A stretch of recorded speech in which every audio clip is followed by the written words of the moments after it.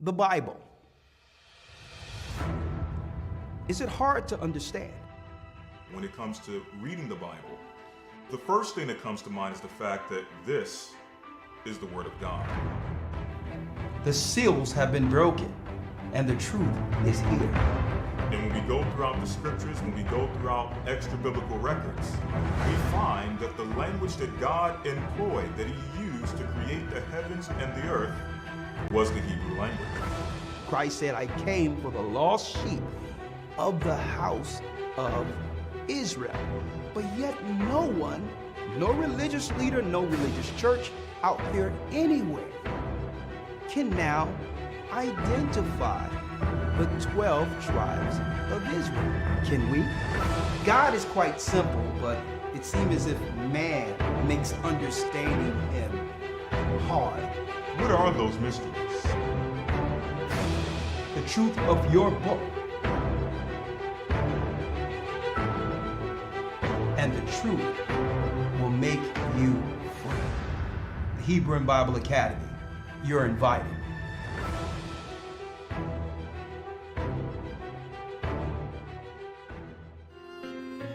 Come on in, brothers and sisters. Come on in. Blessings. The East is where we're from. Shalom, shalom. Come on in. 12 tribes of Israel.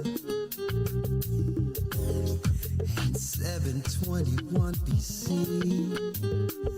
the Assyrian king, he took us down, we fell. Come on. Come on With the in. great escape, we went through the Euphrates. Still a while.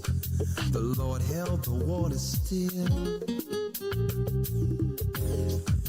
To a land where no mankind dwelt, we went. The 12 tribes of Israel. So we be Manasseh, the Cubans, Ephraim from Puerto Rico, and probably from the Isles of Hawaii. The Lord is calling back Israel. From Panama, the North American Indians, Shalom, shalom. AHAYAH's gathering Israel. That's right. The Most High's Gather in Israel, brothers and sisters. I'm Elder Ricard of the Gather of Christ Church here with an impromptu quick broadcast in the wake of what's going on in the earth today. Presently, with the earth predominantly on the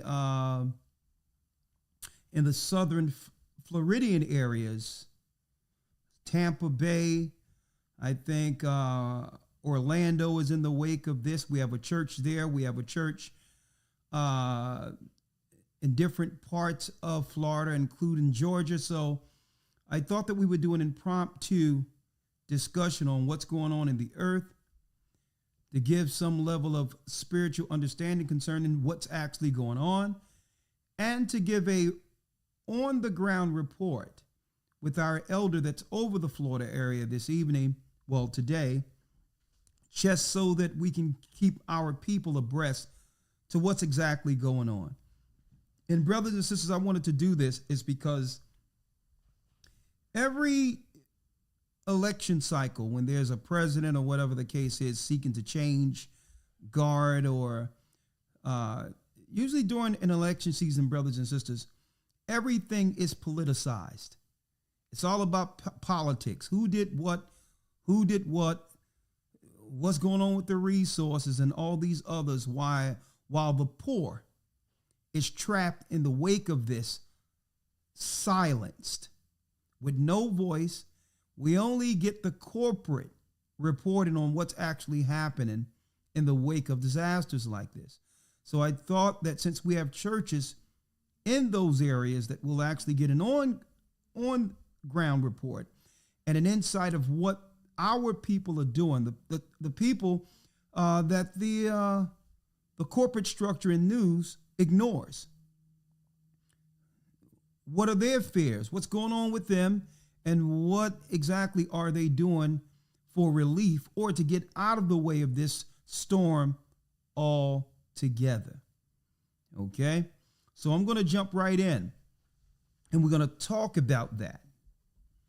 Now, let me say this because some people might have questions. The first question is, in the wake of weather control, HARP, and what the government administrations are seeking to do in the midst of any disaster, sometimes what they're doing overshadows what the Most High is doing. Okay, so first and foremost, in the wake of all of this, as a church who believe in Christ and his hedging, his power, we thank the Most High, AHAYAH, in the name of YASHAYA, for sending his son and giving us insight in times such as this. Nothing can go down on the earth unless the Most High God, our God, allows it. Now, how many times we've heard the enemy state, even Rahm Emanuel from Chicago, who was once the mayor then or governor of the mayor of Chicago and was one of the head counselors on Obama's staff. Rahm Emanuel said, well, listen,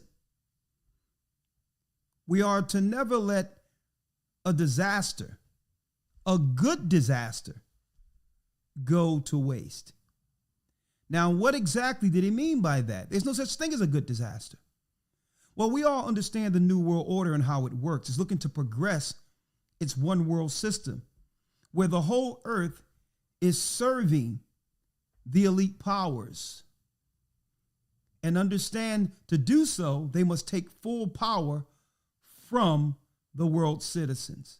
Well, if that's the case, how better way of progressing their agendas than after a disaster set something up that would have taken years to do so if it wasn't for a disaster. See? So even if they have no hand in this, and there's a lot of questions concerning the technology they've been using with HARP or whatever the case might be. But hypothetically, just say if they had no hand in it, they would still use the disaster to progress their systems and to set up everything they would need to set up in areas that would have normally resisted them. Okay? So either way, disasters are convenient for those who are a part of progressing the New World Order. Okay? So now, with that aside, let me read this out of Sirach. Ecclesiasticus, the 39th chapter. Because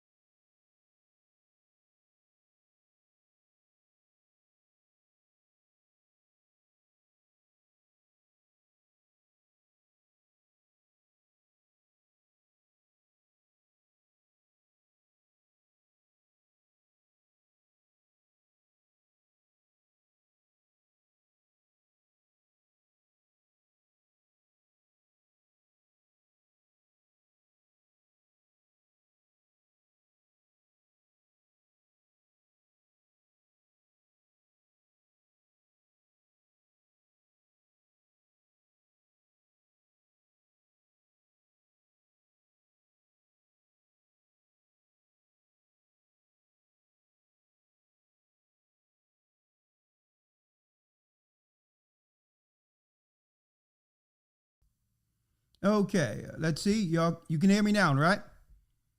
I'm sorry about that. I know you all can hear me now.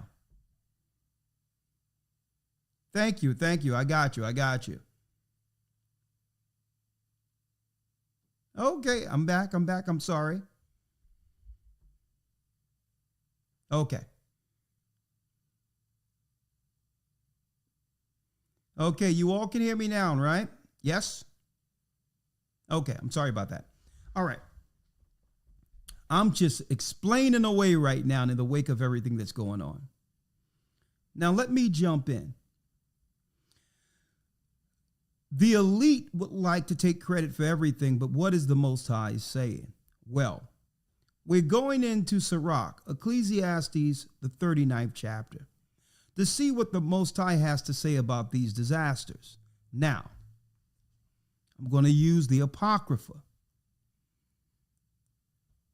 What I was mentioning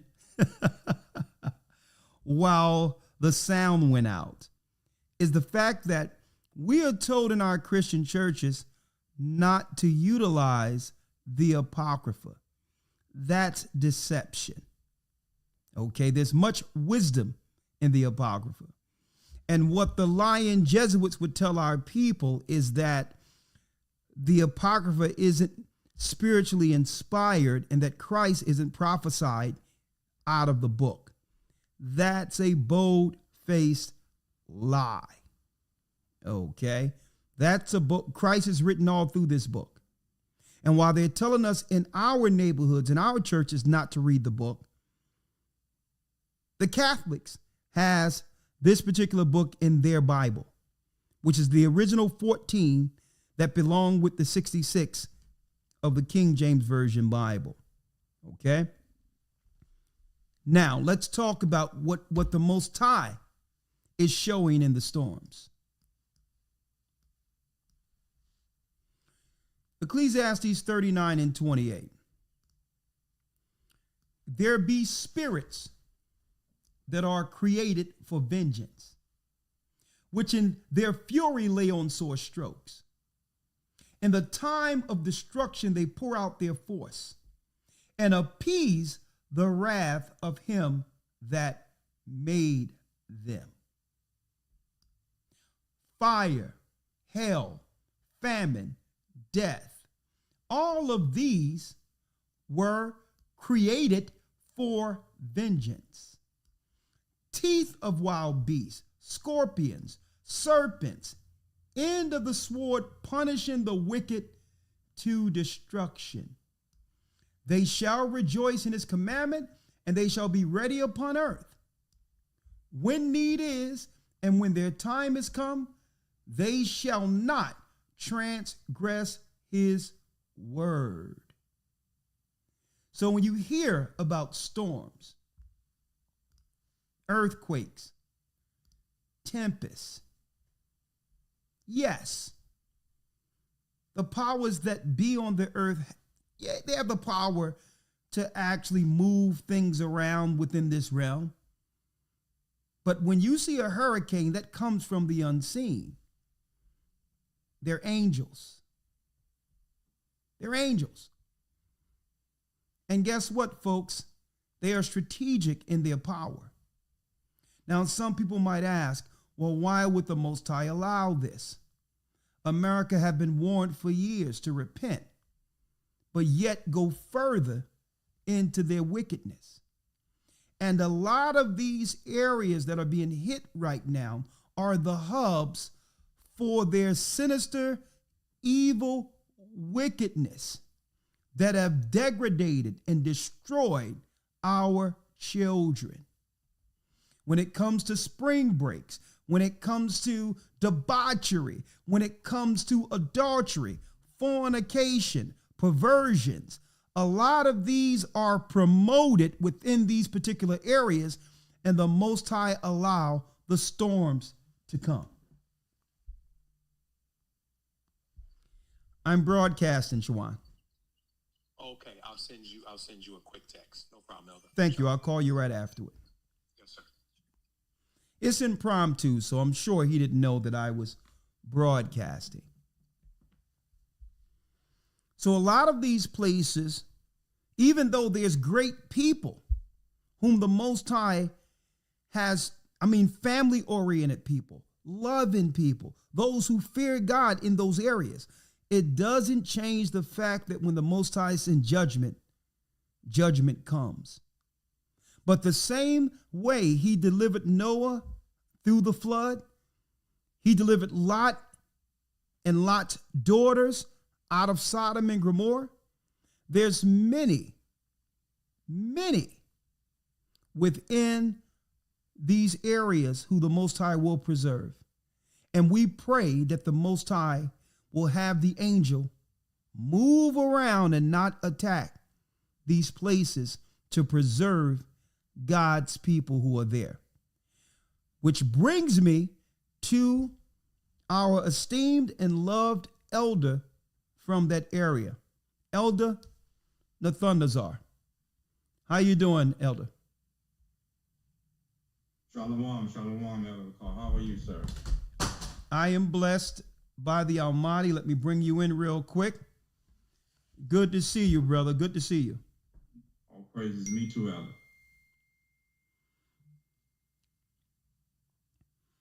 Let's talk about this real quick. 1 second.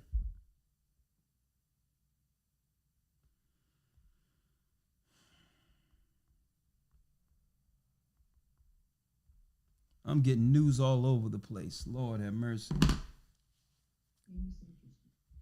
Real quick, if you can, let's talk about this, because I know this is very alarming with this particular storm that's about to hit Florida in the wake of what just happened with what they call Hurricane Helena.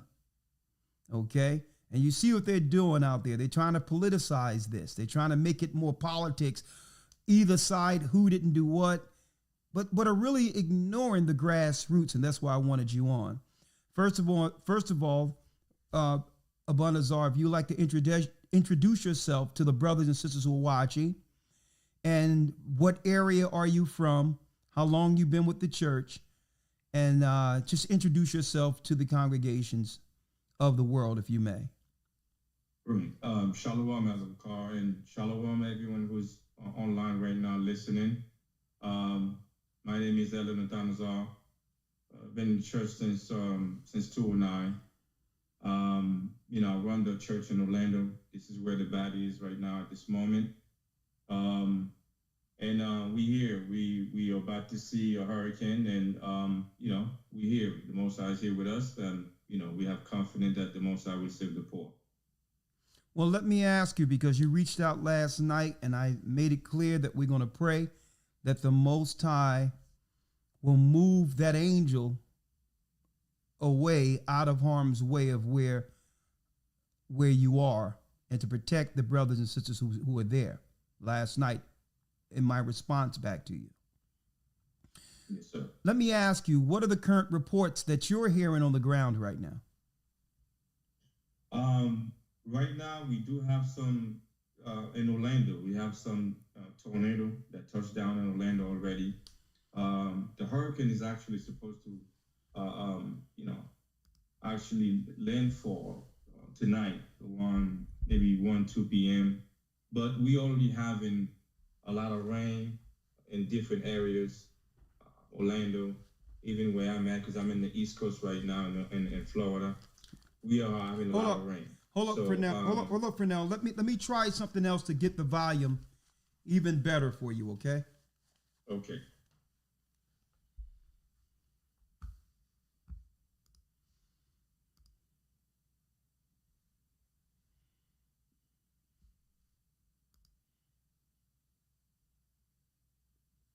Okay, say something now.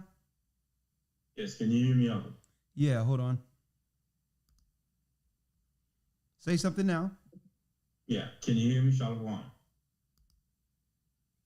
Yeah, I wonder why it's still coming from the computer. 1 second. Say something.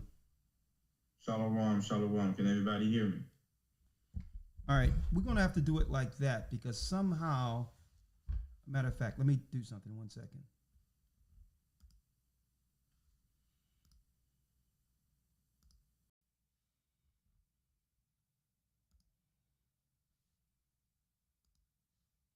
I want to make sure the sound is right. Say something now, Nadonazar. Shalom. Can everybody hear me now? Okay, I'm going to try to keep it there, because somehow the sound isn't coming through the mixer like it should. Okay. So we're just going to keep it there. Hopefully, I'll just put this close enough so that they can hear you. Okay. All right. So go ahead. Continue saying what you were saying. Go ahead. Yes. The storm is supposed to land touchdown between 1 and 2 p.m. 2 a.m. today, but we already having a lot of rain. Again, tornadoes are in Orlando. We have a lot of tornadoes in Orlando. Where I'm at in the East Coast, lots of rain at this moment as we speak right now. We know the hurricane is to predominantly go through Tampa and the West Coast area. But as of now, there's a lot of action going on as of now, without having everything coming together yet.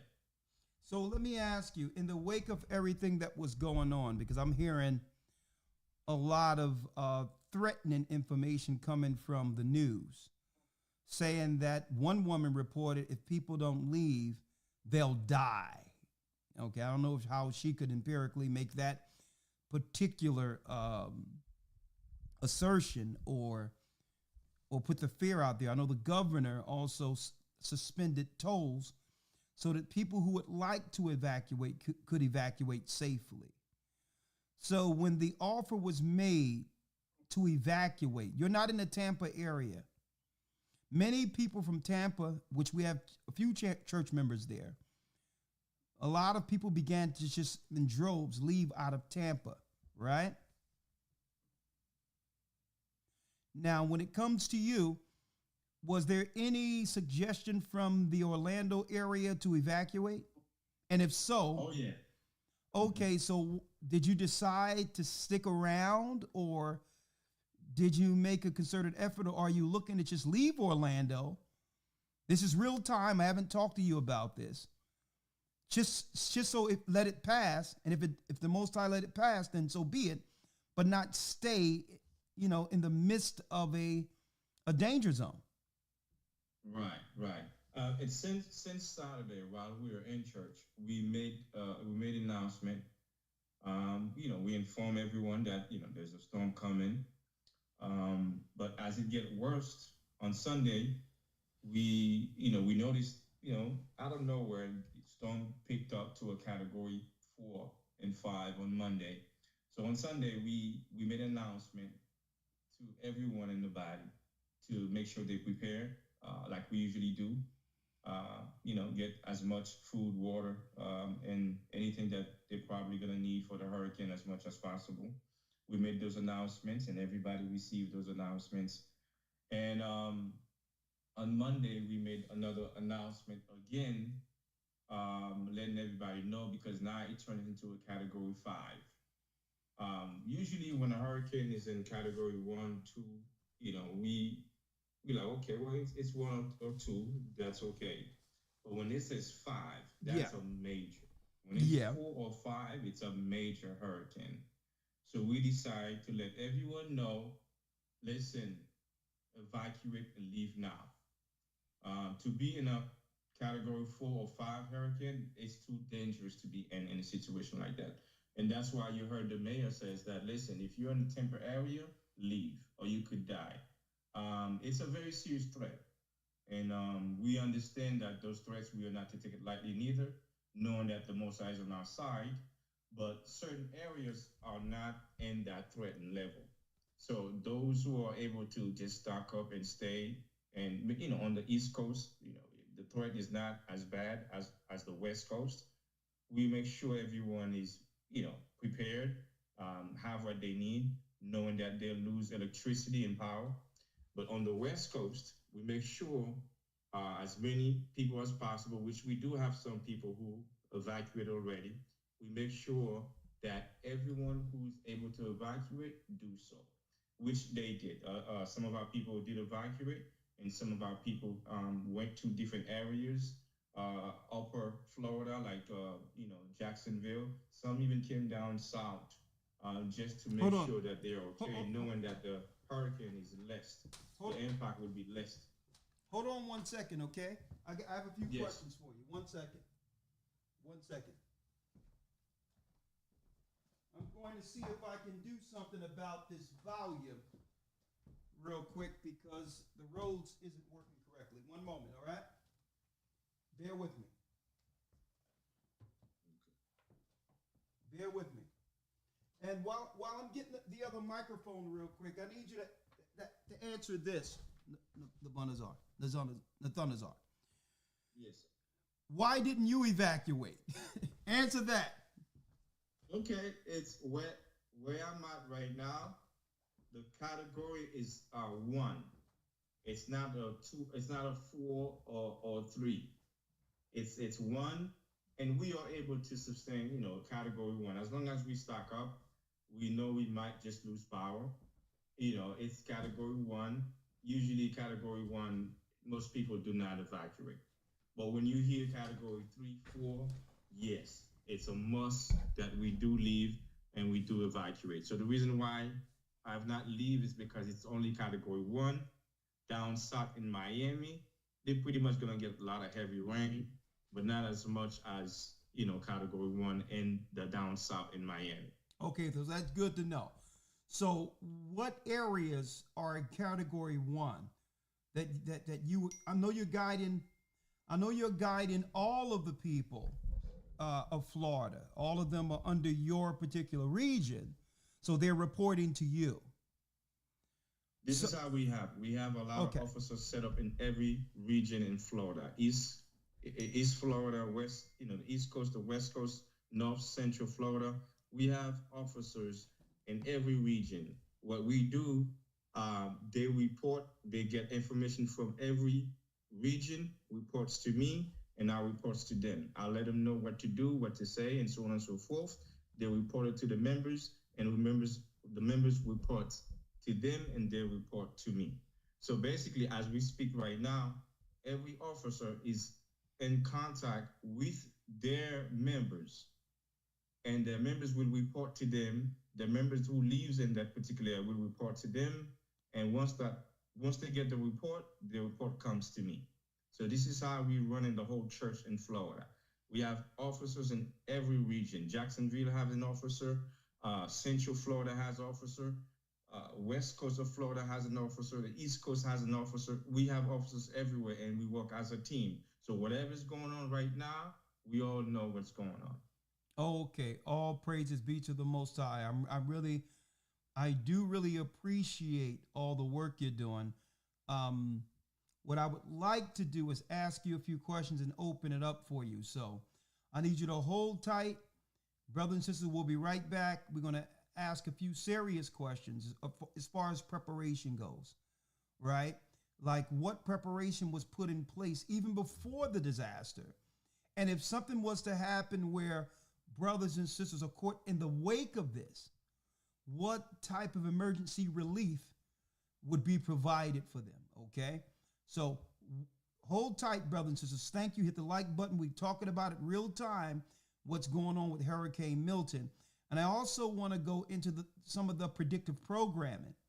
It seems as if Hollywood have been preparing people for years to understand that there will be an impactful hurricane that's beyond America's, I would say, or any state's, I would say, potential to be able to actually overcome such disasters. It seems as if they were predictive programming this for a long time.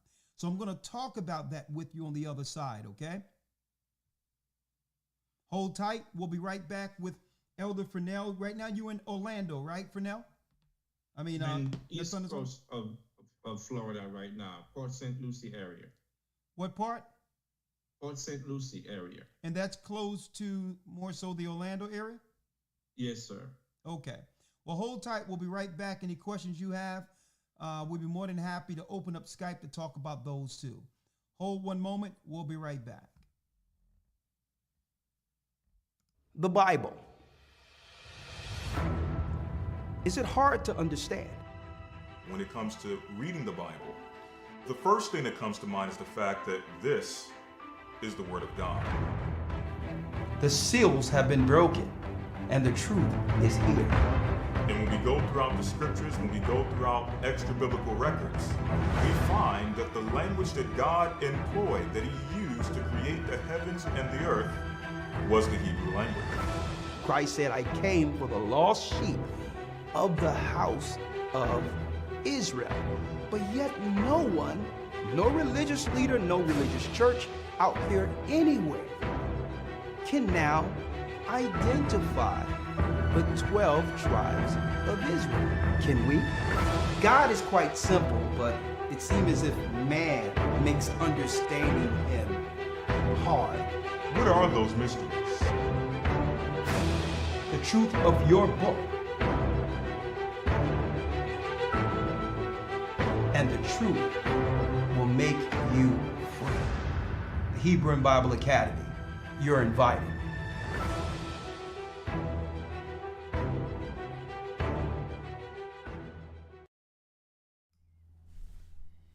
All right. Okay, say something now, Nathanael. Yes, sir. Can you hear me now? Yes, I can hear you all the way. I just wanted to make sure the volume was better for them and for you. I think something is going on with this mixer, so let me move this out of the way and get a better mic here. Okay. I think we're in better shape now. Okay, say something now. Okay, Shalom Ella. Can you hear me now? Can you hear me better?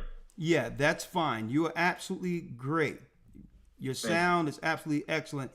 And I would like to say, I appreciate and thank you for your leadership over there and your calm, your calm demeanor is really what's needed in times like this. And brothers and sisters know they can trust you, because, you're very,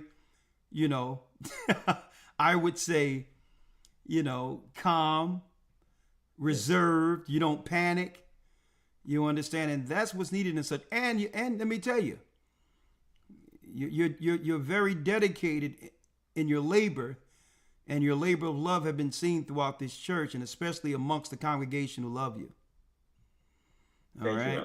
So I know even through tough times, I know it gives the brothers and sisters there encouragement to know that there's people there who genuinely care about them and believe in the Most High. Right? Yes. Now let's right.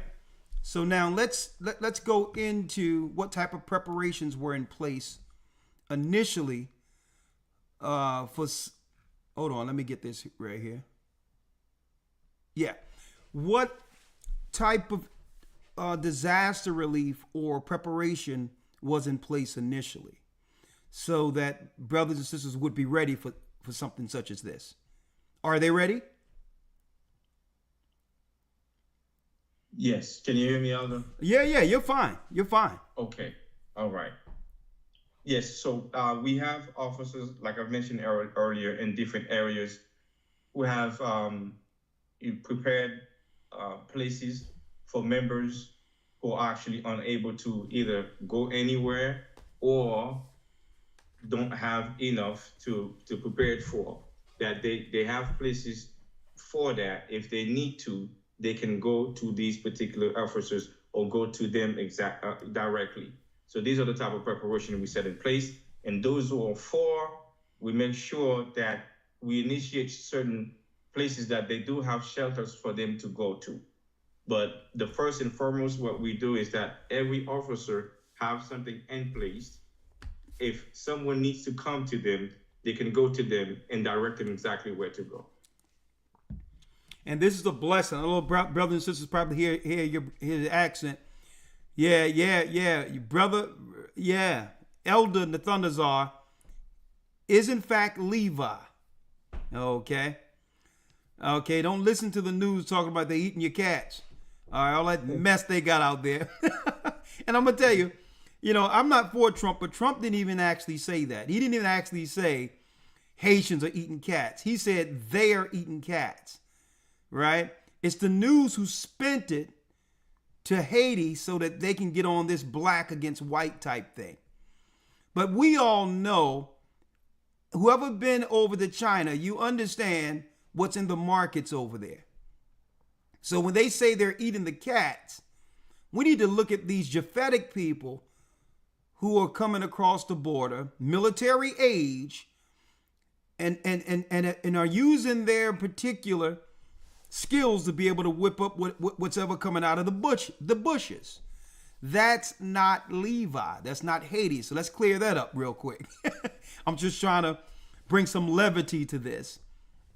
But all in all, yeah, we have Levi here, and the Most High have this brother working with the church, him and his family, his wife, and hey, they're doing a great job in leading during this particular tough time with a storm that's reaming actually towards different parts of Tampa. Now, what I'm hearing, and we prayed last night, what I'm hearing is that, Nathanazar, is that the storm may pass over, may not hit some of the areas which were currently forecast. Can you shine a light on that? Have you heard anything over there concerning that? Right, and it's like I mentioned earlier, it will go through Tampa. I mean, Tampa will be hit like very, very hard. But when you look up north of Florida, Jacksonville area, of course they'll get some rain. We're gonna get some stuff, but it will not hit them as hard.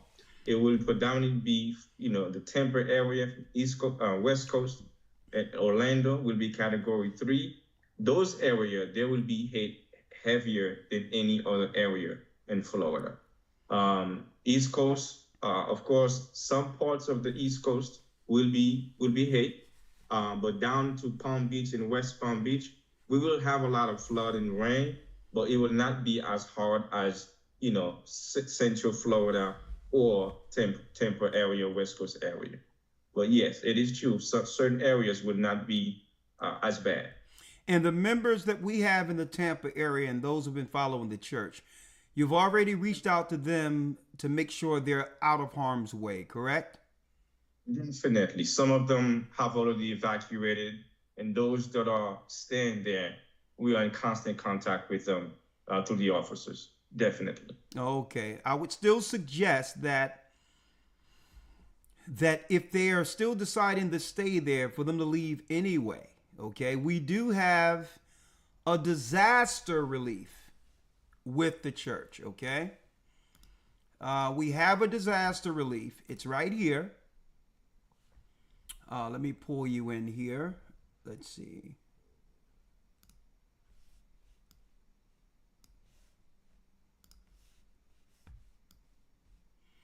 We do have, as you know, a disaster relief, Elder Nathanazar. And in the disaster relief, you go to gatheringofchrist.org/donate. It's the same as if you were going to donate anything else.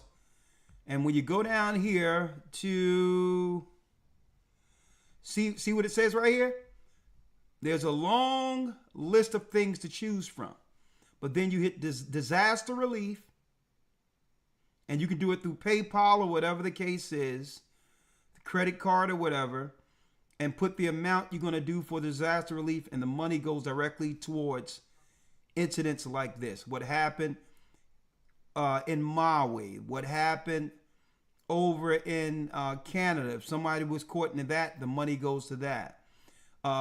In Puerto Rico, there was a serious hurricane not too long ago, years ago, and we had relief for that. And the same here. If somebody want to put a relief in there, they can do it straight through the church. The money doesn't, it never touches our hands. It stays strictly nonprofit money to go to houses who individually need these particular funds in the event of an emergency such as this. So we do have church members, and you can suggest to them that, hey, if you need to evacuate, there is dollars that's already in the relief. And when others donate, that will actually just replenish what's in there. But you can let them know they're not on their own here. Okay? That if they need to go to a hotel in your area or some other place, those funds could be requested upon to get them out of harm's way. Okay? Okay. And see, and that's what a family is about. That's what a church is about. That's what the body of Christ has always been about. Okay? It's not about, just coming together somewhere, congregating and socializing. It's real time church once we leave the building. Okay? Church is the family. Right? So let them people know that they don't have to stay in Tampa if they don't want to. All right? Let them know as soon as I get off the line with you that there is relief if they want a hotel to get out of harm's way. Or we can open up our homes to those in those areas and have them stay over until the storm passes by. But there's no way any of our church members should be in Tampa if they're saying that it's a category 5 coming through there. Okay? God. All right. Now, the next thing I wanted to talk about, Nathanael, I don't know if you know about this. I'm going to get into what they're saying from the White House and all that in a moment. Right? Let me move this out of the way. And again, all of you can go to Gathering of Christ/donate if y'all want to put something towards the relief fund. Again, this is where you go to, and there's a drop down for any category you would like to actually submit help to. Okay, when you go there. All right. So let me talk about this real quick. Let me get this out of the way, and then soon we'll answer a few questions. One moment. I wanted to show you this real quick. I wanted to show you this. I don't know if you've seen this. It so happens I'm getting all these reports all morning. 2004. There was a B movie out called Category 6, Day of Destruction. Did you know about that? No. Category 6, Day of Destruction. Right? And there is some things out there where they're saying that there's a similar name to the name of this particular hurricane that could have been said during this particular production some 20 years ago. A hurricane that comes out of nowhere. And then there's a sequel to this that was out there. Let me see if I have it here. There's a sequel to this. Let me pull it up. Let's see. There's a sequel to this. Category 7. The End of the World. A TV miniseries. That's really more so like predictive programming. Okay. And this came out in 2005, a year later.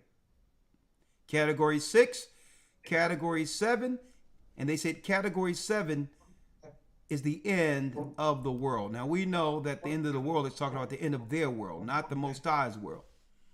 And all in all, when you look at this, it's showing the predictive programming on what they want people to think in the event one of these particular catastrophic events such as hurricanes happen. They've already programmed people of what to think and what to prepare for and who to blame. Okay? Now, let me ask you. Right? Let me ask you real quick. Let me put it here. Let me ask you real quick. Let me change the side by side.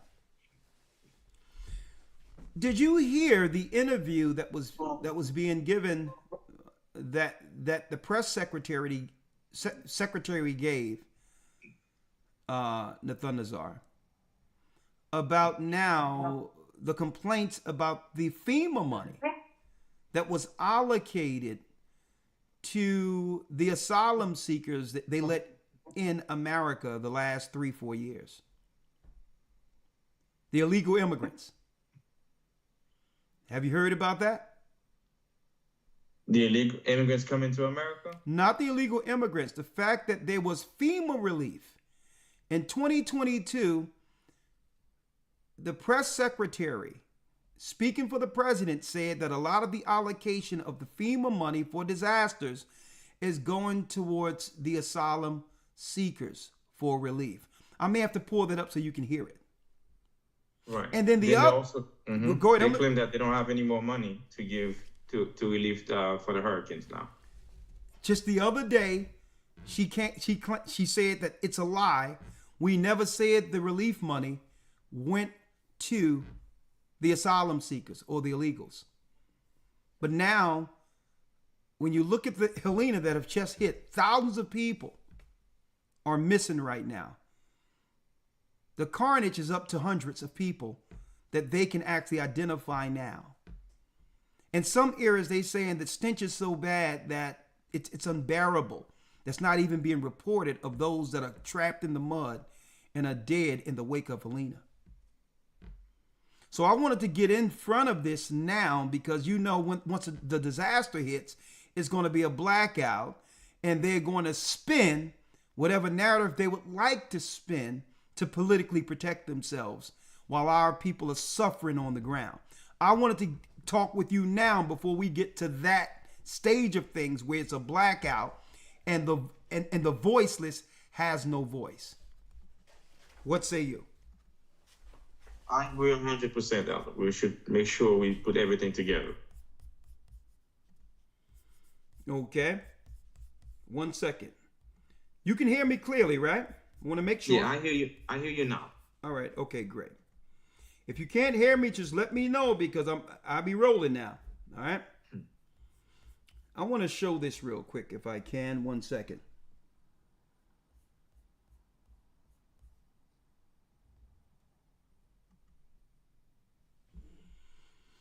I'll pull this up.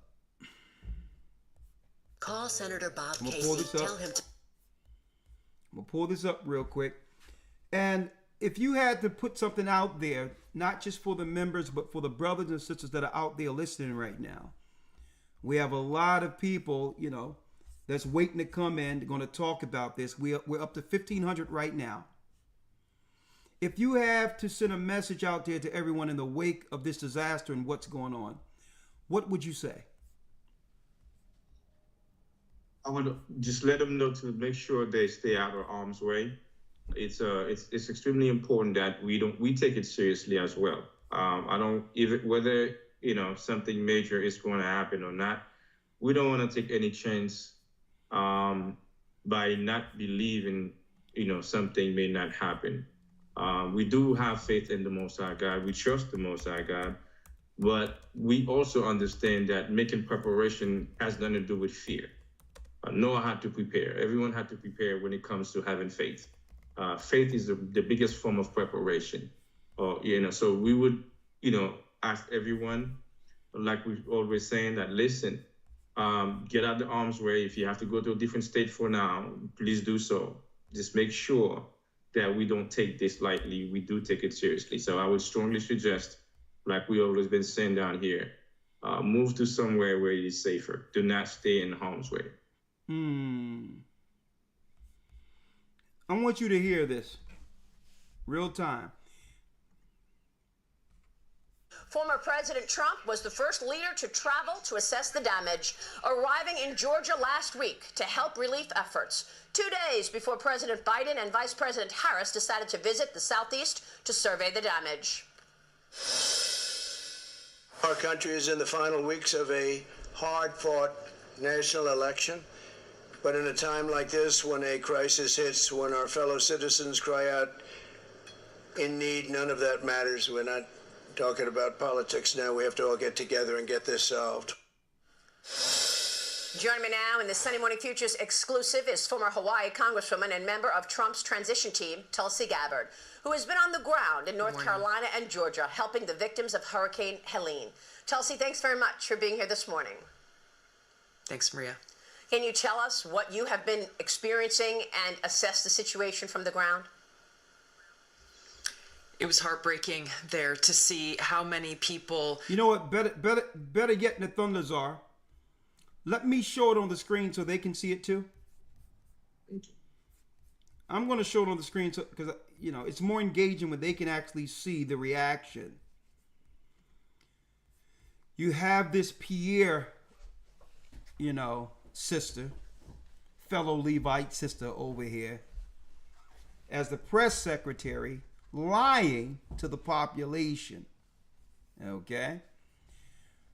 Lying, claiming that the money that usually go to disasters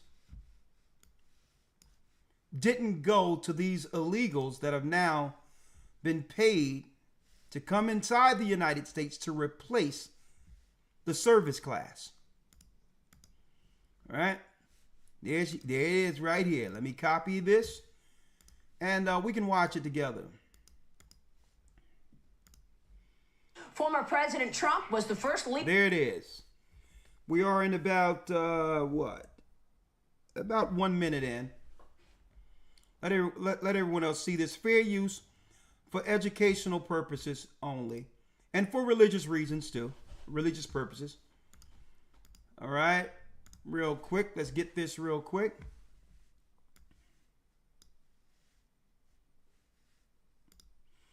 Let me pull up the browser here. There it is. There it is. Fair use for educational purposes. Thanks very much for being here this morning. Thanks, Maria. Can you tell us what you have been experiencing and assess the situation from the ground?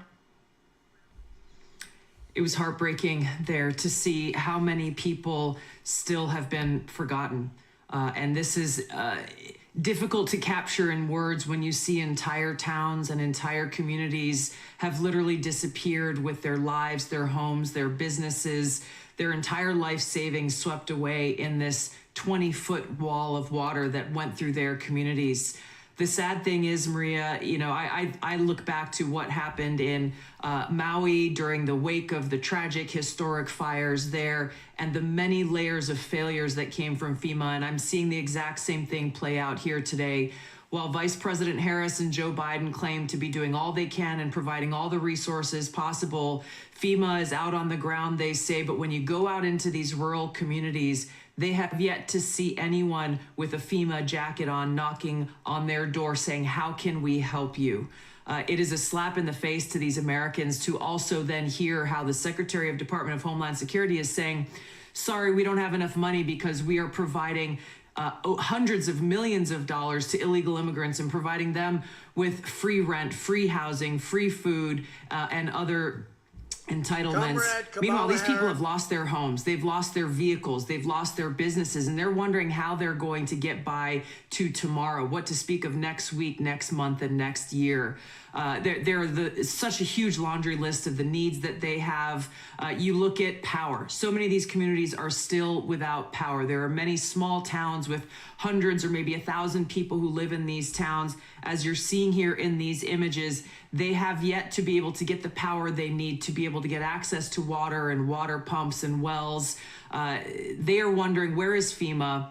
Where are the Army Corps of Engineers? Why haven't people come out there and started to do the necessary work that the volunteer firefighters are unable to do themselves? They're doing all that they possibly can, and they're wondering, where is our government? Why are they not here for us? This is just another example, unfortunately, of Vice President Harris and Joe Biden's American people come last policies, and we're feeling it firsthand. It's American people comes last. Let's go here. Now check this out.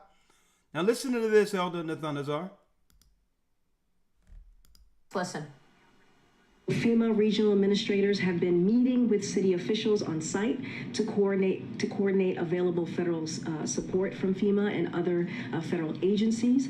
Funding is also available through FEMA's emergency food and shelter program. Food and shelter program, September 16th, 2022.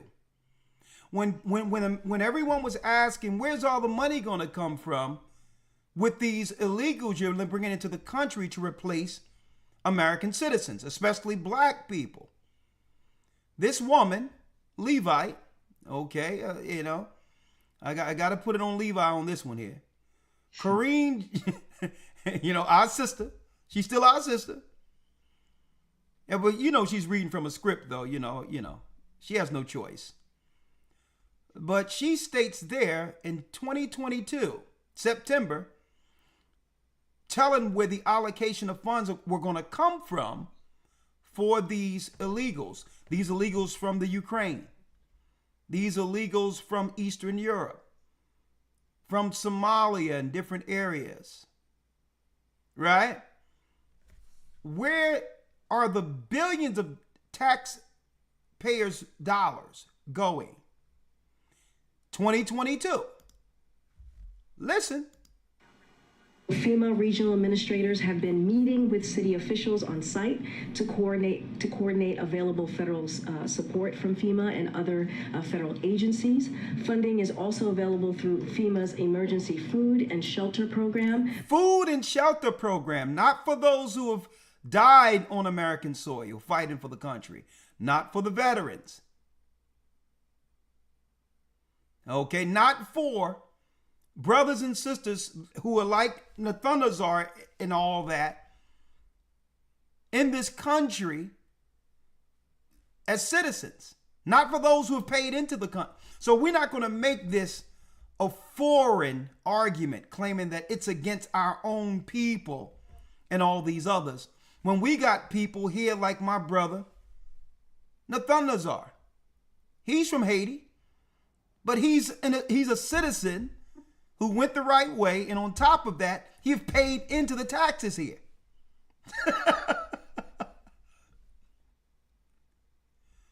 So how can these other people, Ukraine and all that, get the funding money while our people suffer over in the Carolinas? They're still pulling people out of, and there's really not. I pray that the catastrophe pass over in Florida, but if there's no funding for the last disaster that just happened, who's going to help the people that's hitting Tampa? Listen to this, Nathanael. To eligible local governments and non-for-profit organizations upon request to support humanitarian relief for migrants. We'll continue to do what we can as a federal government to support these cities as we rebuild our asylum processing system after it was gutted by the Trump administration. Now, there they go it was gutted by the Trump administration. What she mean by that is Trump stopped the funding that would go to illegals. That they want anything, they would have to come through the regular process and work hard like everyone else. So that's what she meant by Trump gutted it.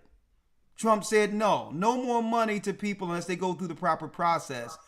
And they would work like anyone else to get a piece of the pie. That's what she meant by Trump gutted the money that would normally go to illegals. What's wrong with this? Fair use.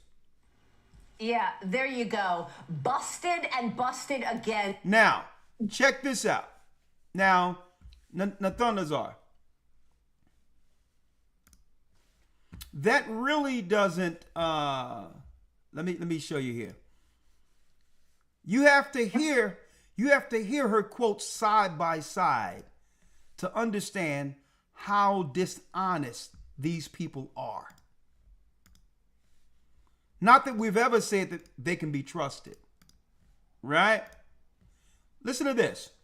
Hey, come see us up of cringe Jean Pierre. So they were asking her, hey, FEMA's out of money to give to hurricane victims, because that's what Mayorkas said. That's what she just said. She just said they're going to need additional funding. Fair use. Well, I guess she didn't want to answer the Lebanon part. And so a lot of people were saying, yeah, that's because you spent it on illegal immigrants. You took that FEMA money and gave it for disasters, and you gave it to illegal immigrants. $1 billion, I believe, Jimmy. So here they're going to ask her about that. She's going to say that's a lie. That's misinformation. But we have a video of her from 2022. Well, watch this. Let's play it. It's just categorically false. It's categorically false. So when someone says something is, I don't even know what that means categorically. If you put it in a category, put it in a category, then it's false. What? Is there some, what? When someone has to add that extra word categorically, it's just automatically suspect. But she says, what's so suspect about qualifying the word false? Right? So someone's asking her that you spent the FEMA money on illegal immigrants, and she says that's well, let's listen. It's just categorically false. It is not true. It is a false statement. No, Biden did not take FEMA relief money to use on migrants. No, Biden did not take FEMA relief money to use on migrants. Well, guess who's going to contradict her? Her former self. 2 years ago, she said this. Funding is also available through FEMA's emergency food and shelter program to eligible local governments and non-for-profit organizations upon request to support humanitarian relief for migrants. So there you have it. Nathanael. Wow. Now you see why we have to work together to prepare?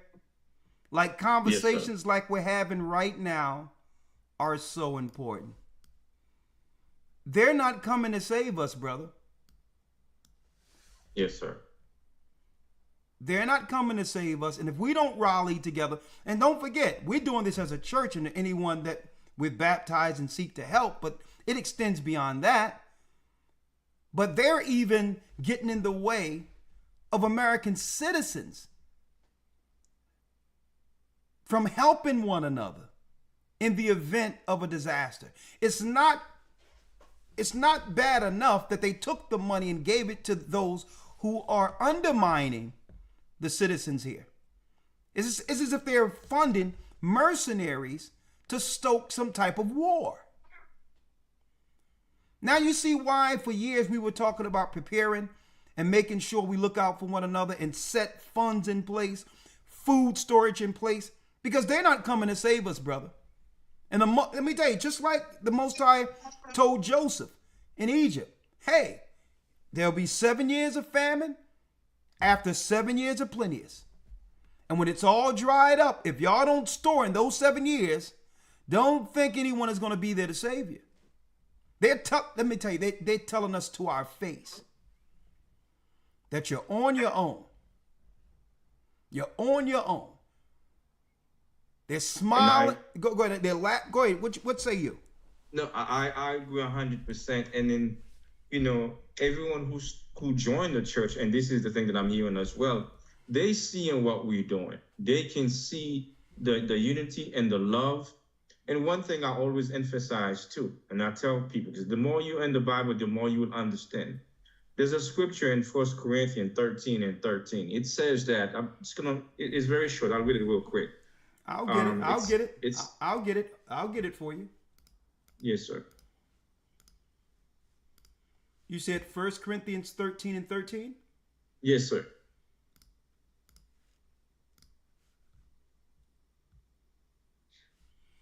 Okay. 1 Corinthians 13, verse 13. And let me pull up so everyone can see it here. All right. Okay. I'm there. Go on. Yes. And it says, and now abideth faith, hope, charity. These three, but the greatest of these is charity. So I let everyone know, listen, even though faith is important, these things will last forever. Faith will always last forever.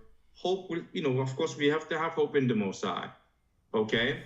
And of course, we have to have, charity. But it says among those three, the one that's greater than all of them is charity, which means we give in love, giving with passion, giving or helping with what we have, which is charity. That's among faith, among hope, charity is the greatest things that we can do. And we see these things among the body. And when new members come and sees that, they know for sure this is where they belong. Yes, we understand we have faith. Yes, we have hope in the Most High God. But when it comes to help each other, that's our number one goal. And that's what we're trying to establish every day. And among the church, I think we're doing a good job doing that. All praises be to the Most High. And you know what? It's because of pillars. Those who understand and are working to see the end of our faith. Because I'm going to tell you, Elder, it doesn't get any better. The government isn't coming to save any of us. They're dismantling America and all the governments as we speak. It will only get worse. So it's as if the Most High is forcing us to come together for self-preservation. Either we come together under the Almighty or fall through the perils and the judgment that's coming. I'm going to tell you, I'm looking at so many dynamics of this. Even Hollywood, through their predictive programming, has warned the world, Nathanael, concerning what they were going to do. We'd be a fool to sit here with the knowledge of the Almighty and all the truth He has given us to prepare in this time to sit back on our hands and do nothing. That's not faith. And then when the people all together are looking to us and saying, well, okay, we've always been here. You said that the God of the Hebrews was our God and that Christ would help us. What's the plan? Who are they going to look at?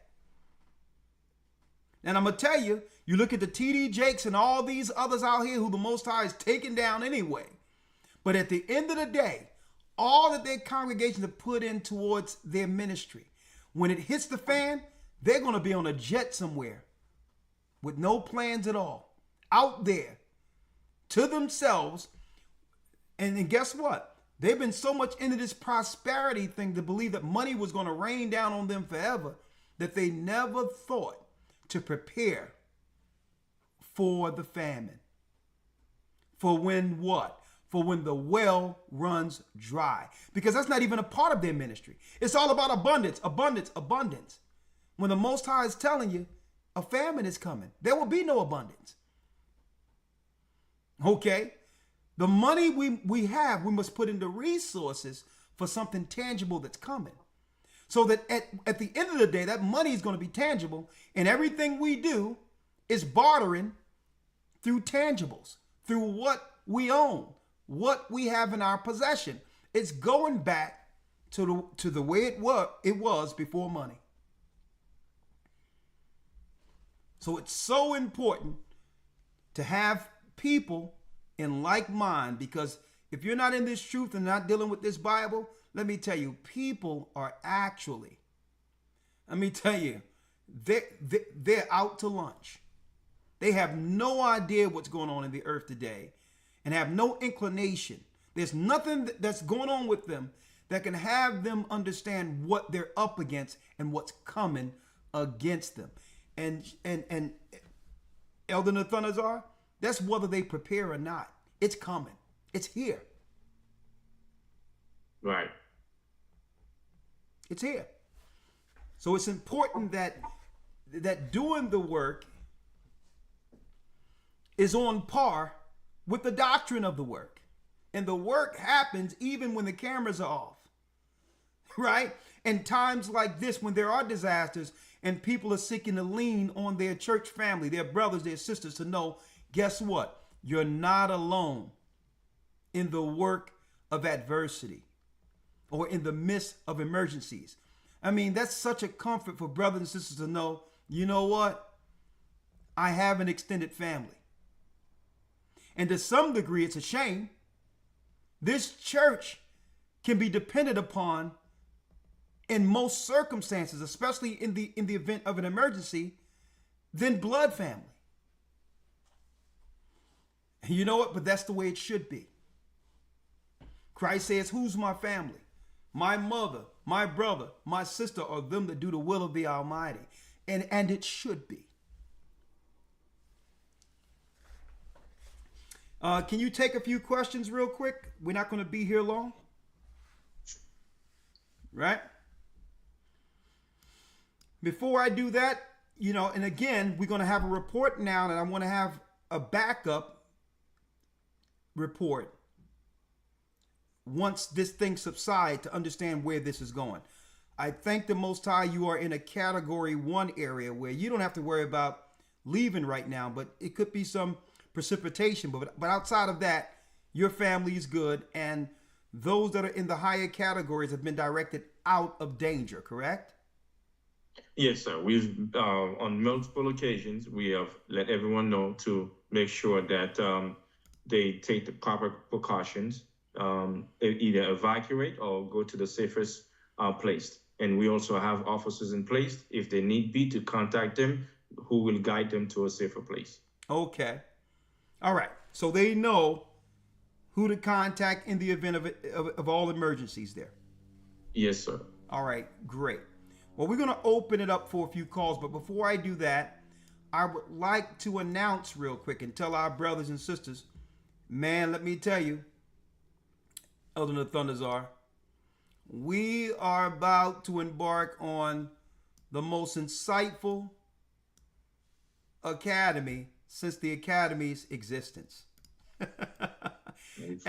In the midst of what's going on right now, the next academy, I don't know, hopefully we'll have more after this, but we're going to go into this like it's our last academy, the fall of the last empire. And Nathanael, that's what we're witnessing right now. Yes, we see it with our own eyes. It's like everything you've been prophesying for years, Elder Carl. I mean, not just me saying that. We can see it come into pass as we speak. Everything you've been saying for over 14 years, 13 years I've been in there, so I'm not sure, since 2009. We've seen it. Even the Iran prophecy, the Babylon falling. We are actually live right now, witnessing everything. That's exactly the time we're in right now. And you came up with the perfect title for the Hebrew Bible Academy. The fall of the last empire, because when Tampa's hit, when Asheville, North Carolina got hit, after the disaster, it isn't going to be built back for the advantage of those citizens who were there prior. It's going to be built for the corporations. It's going to be built for the new people, for the replacements. So the fall of the empire is happening right up under our noses. To prove that, they went 10 toes down and made a 4-year plan to flood different countries with the illegals. Those are mercenaries. Mercenaries are people who come into a country with no emotional attachment to its citizenry. That's what mercenaries are. They're there for a job. They have no emotional attachment to the government, to the Constitution, or to the people who live here. That's what you call, that's right, folks. That's what you call the undermining of America. It's happening as we speak. And when these disasters happen, guess what? The elite is just going to just rebuild it for the New World Order. 15-minute cities and all these others, things they would not have been able to do if people were still just living on the land without interference. Now they can build it back already for the next phase of the New World Order before 2030. And I'm going to be talking about this. The fall of the last empire. America is the last leg of Rome. And when you look at the moral degradation, the sin that was going on, and all of that, the reason why the Most High rained fire down on Pompeii, you're going to find out what we're seeing with the LGBTQ movement. Folks, that's a social undermining. That's a political party of mercenaries to demoralize any children we have in the earth that are left to be saved. Their focus is to demoralize and to totally destroy our children. It's a political party of straight, listen to what I'm saying, folks, of straight nihilism. Now, I know people that are struggling with different sins and all that, whether it be gay or anything like that. We're not talking about people that are dealing with individual sin. We're talking about when you bring it together as a political stronghold, What is that? It has nothing to do with someone individually sinning. It has something to do with an agenda. And I'm going to tell you, the fall of the last empire, we're going to go into it. Election outcomes. War in the Middle East. Hurricanes, earthquakes, truck driver strikes. And you know they just delayed that off just for a little bit, just so that they can get through the election. Is World War III impending? How will it impact us? All of that, folks, be there. The fall of the last empire in the next academy, where we update the final path to the mark. We're going to have 4 new lessons. One will be the final path to the mark because Elder Nathanazer, what I didn't know when I was talking about the satellite that they would put in the sky that would track people. And remember in 2008, 2009, I said they was going to do what? They're going to have it in your supermarkets, Walmarts, and others where you will have less employees and the machines will be checking the people out. Remember that? I remember. Look in your supermarket. This was before YouTube. And I said they already are putting the satellites up that's going to be the trackers, but they need the phones in place first. And at this time, it was right after George Bush went into Afghanistan and others to commandeer those particular mountains for lithium. They needed the lithium because the lithium would be led to what? The phones that they'll use to track people and to collect data on how the majority of the earth moves. What I didn't know, because no one knew of him at that time, how Elon Musk would be the glue that would bring it all together. Who knew Elon Musk in 2008, 2009? People barely knew about Bill Gates to some degree. He was just some guru, some financial guru that dealt with computers. Before YouTube, I told everybody what was going on, and someone took our video and put it out there. And that began our life on YouTube. And now we're living it. The last classes that I taught in America before traveling abroad and coming back was what? The path to the mark. Well, guess what? Elon Musk is the finisher of all what we were talking about, because the technology that he brought forth is everything we said was going to happen. Neuralink, and the fact that they're putting people on psychotropics and giving them lithium, and now it's in their bloodstream. What happens when, What happens when it's no longer the phone the beast is communicating with? That it's you. That your brain will become the main chip. For that, that's right. You'll be the device. I'm going to tell you, let me hold it there. The whole plan was to make you the cell phone. And dependent on it for what? Commerce and also exchange. We're going to commerce, exchange, and all of that will be linked to the mark of the beast. You don't want to miss the next academy, brothers and sisters. I'm going to tell you, you don't want to miss it. The fall of the last empire. And when does that start?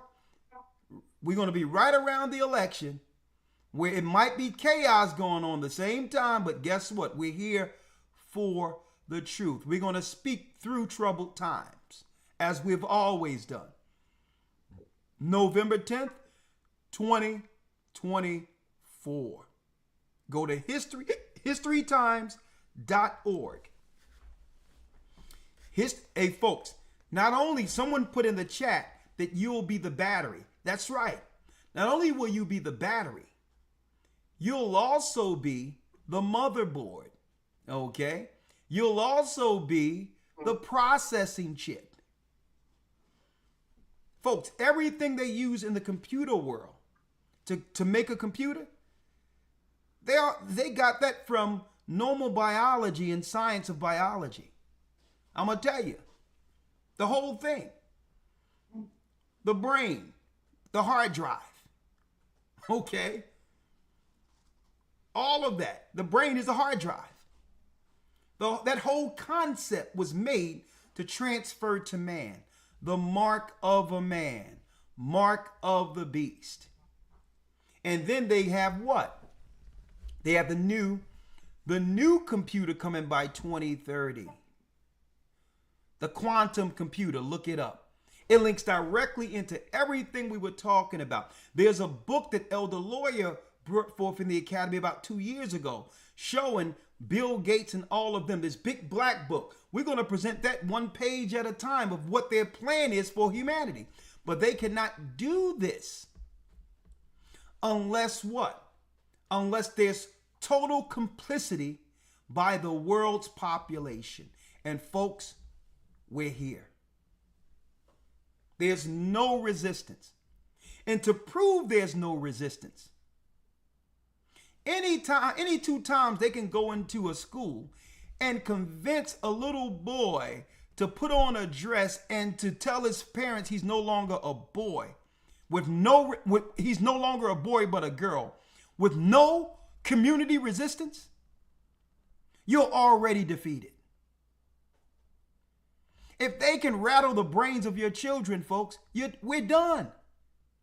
If the children can't be protected, I'm going to tell you, it's over.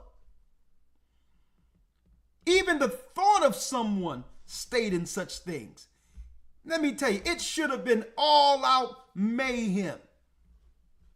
Just the idea of putting that out in the public schools. But then you're going to march out there for George Floyd? People are backward. Another thing. Nathanael, before I open up questions, are you allowed to stay on for a few questions? I know you still doing what's going on there. Yes? Okay, your volume went out. Yes, sir. Okay. Yes, sir. Can you hear me? Yes, I sir. can hear you. This is something deep. Come to find out that if someone, check this out, Nathanael, in PA in different parts of the United States, if anyone, an American citizen, is found to have killed a cat or a dog, right? That can go up to 3rd-degree felony, 2nd-degree felony, and jail time. Now, I'm an animal lover. I have a dog. Check out how backwards America is. If you kill a cat or a dog, you can go to jail and face felony charges and the right for you to bear arms taken away under a felony. But if a woman decides to have an abortion after an abortion as a form of birth control, that's productive freedom. That's encouraged. A matter of fact, you would have a president who would run on the fact that they would allow women to get rid of their own children without consequence. What's wrong with this world? Where the rights of a dog or a cat, okay, understand this, that the consequences for harming a dog or a cat is more grave than a woman choosing to get rid of a baby. And you wonder why the Most High is sending destruction all around here. Real time, I'm looking into the laws and seeing certain circumstances where people are going 10 toes down over a cat or a dog and willing to put somebody in jail for it. A second degree felony, a 3rd-degree felony, where you can face jail time in America for a cat or a dog. But let a sister go. But yet at the DNC, they had sisters going into a Planned Parenthood bus to get free abortions.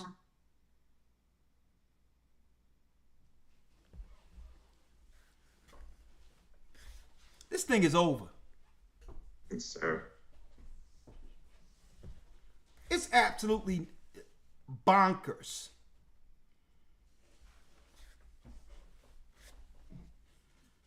All right, let me open the call. You care to answer a few questions?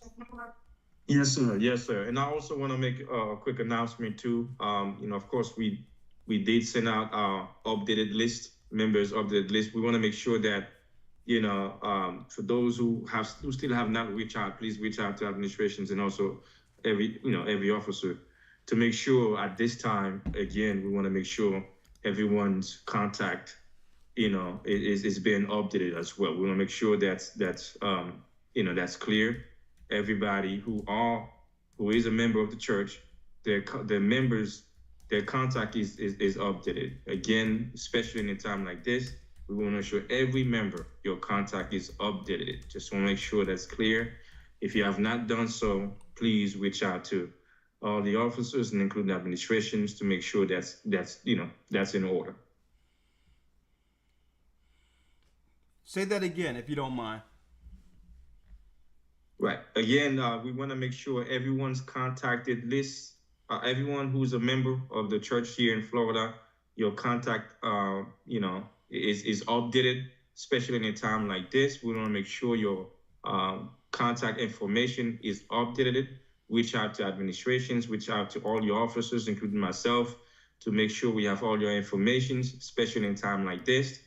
Even tonight, if possible, please do so. We're going to be up all night anyway with this hurricane, so please, it's never too late. We've been sending this information out for a while now. Just want to make sure while everybody's watching, please send out your information if your information needs to be updated. Thank you for putting out there, especially in times like this. If you're a part of the church, please reach out, get your information updated. If you're in the storm or whatever the case is and you haven't reached out, please reach out to Elder Nathanael. Or if you don't have his contact, immediately just send an email to goccSouth@yahoo.com. Okay? I want to put this out there real quick, Nathanael. I put this up, right? It says, yes, killing a cat or dog can be a felony in Pennsylvania if it's considered aggravated cruelty to animals. A felony of the third degree that occurs when someone intentionally or knowingly tortures, maims, or kill an animal. A third degree felony can result in a prison sentence up to 7 years and a fine of $15,000.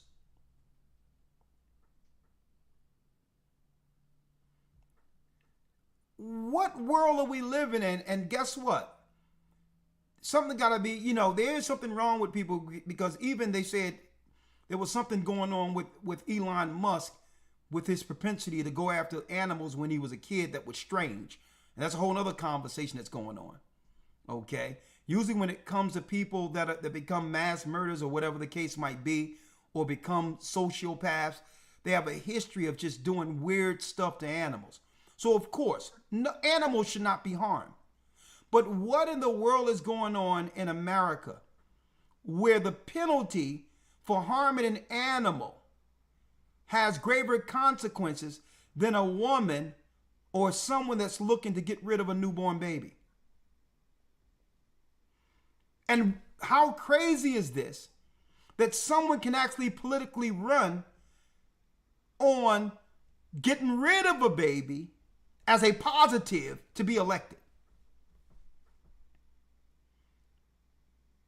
What they call it, women's rights. To do what? And they know that they can get rid of this baby, folks, their baby.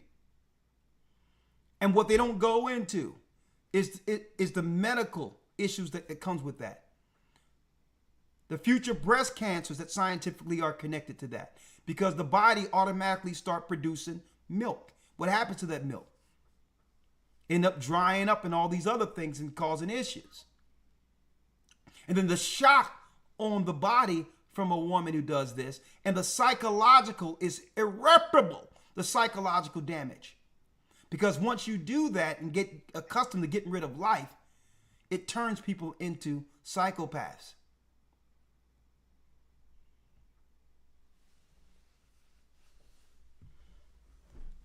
And you wonder why the storms are all over the place and things are happening right now. I mean, what, let me tell you, what would the world look like if the Most High would continue to allow this world to operate how it's been operating? There's no end to their wickedness. So eventually a judgment is eventual. I need y'all to check that out too. I started to look at this. I'm looking at some of these laws when it comes to protecting animals. That means the life of one of our children. And we're talking about up to 20 million children that have probably been deleted. That would have had other children that would have made us a major constituency politically against the evil ones who are attacking us. Think about that, 20 million children. Our children, God's children, the children of Israel. And guess what? They're not worth, listen to me clearly, they're not worth the life of a cat or dog.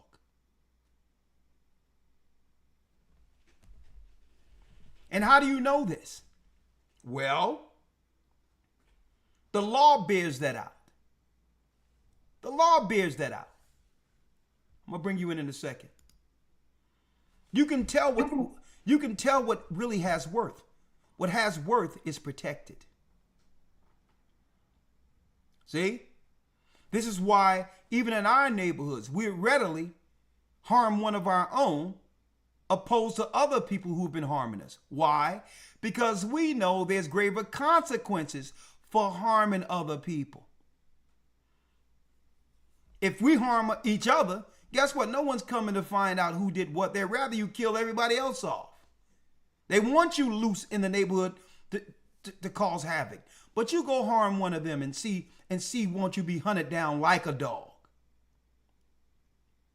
That's how backwards this world is. Over 20 million of our children, the children of Israel, have been gone. Never had an opportunity to see life. And guess what? It's celebrated. Ask Kamala, the East Indian. That's what she's running on right now. She's running on the right for our women to continue to get rid of our children with no consequences. But yet, get rid of a cat or dog, they'll call it animal cruelty, slap you with a third-degree felony, and threaten jail. That means a baby's life, a precious baby's life, is not worth the life of a dog or a cat. Wickedness. I'm gonna open up the calls real quick, all right? And then we're gonna have dinner. Have dinner tonight. Please support the work, folks. Please support the work. We need your support. Jill's Gathering of Christ. Welcome to Blog Talk Radio. Please enter your host.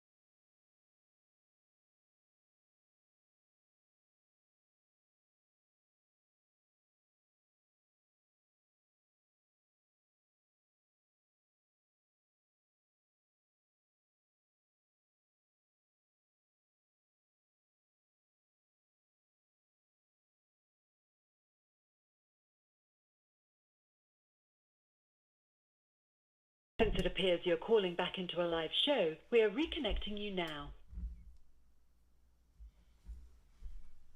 Your show will go live in 5 seconds. 4, 3, 2, 1. Blog Talk Radio. Okay, Blog Talk Radio, 515-605-9327. And again, you can help the work. Go to gatheringofchrist.org under donate. You can support the work you see here. Just hit the drop down. If you want to help the disaster relief, there's a disaster relief tab on the drop down.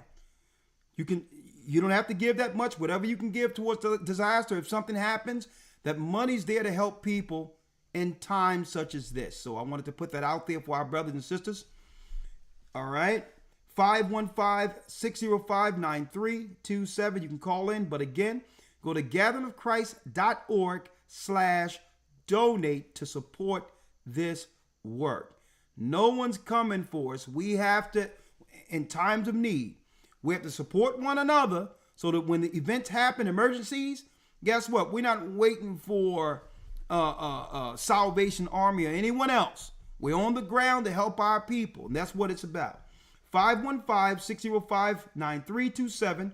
We're going to open up the lines. And yes, the Cash App for our weekly broadcasts, such as this, are now available. $GOCC report. $GOCC report. 515-605-9327. We have 540 coming on the line first. Hold tight. We'll be right back. We have Nathanael from Florida broadcasting live in the midst of the storm that's coming there. If you're in the Tampa area, if you're in other areas, I would like to hear your reports also. Hold tight. We're coming right back with the phone calls. One moment. The Bible. Is it hard to understand? When it comes to reading the Bible, the first thing that comes to mind is the fact that this is the Word of God. The seals have been broken, and the truth is here. And when we go throughout the scriptures, when we go throughout extra biblical records, we find that the language that God employed, that He used to create the heavens and the earth, was the Hebrew language. Christ said, I came for the lost sheep of the house of Israel. But yet no one, no religious leader, no religious church out there anywhere can now identify the 12 tribes of Israel. Can we? God is quite simple, but it seems as if man makes understanding Him hard. What are those mysteries? The truth of your book. And the truth will make you free. The Hebrew and Bible Academy. You're invited. You are invited. You are invited. The Hebrew and Bible Academy, the fall of the last empire. The fall of the last empire. Nathanael, I think I found out what the issues were with the sound. Hold on, I think I found out what the issues were. Okay. Let me see. I think I forgot to switch the Skype. Yeah, I did. That's what it was. All right, Nathanael. Say something now. Say it now. Yeah, 1 second. I can hear you, but I just got to do one thing. Right here. Boom. All right, say something now, Nathanael.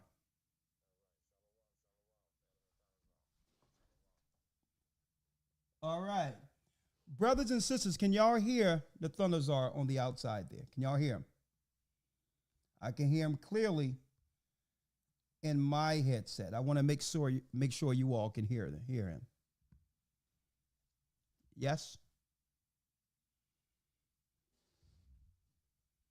Say something again, Nathanael.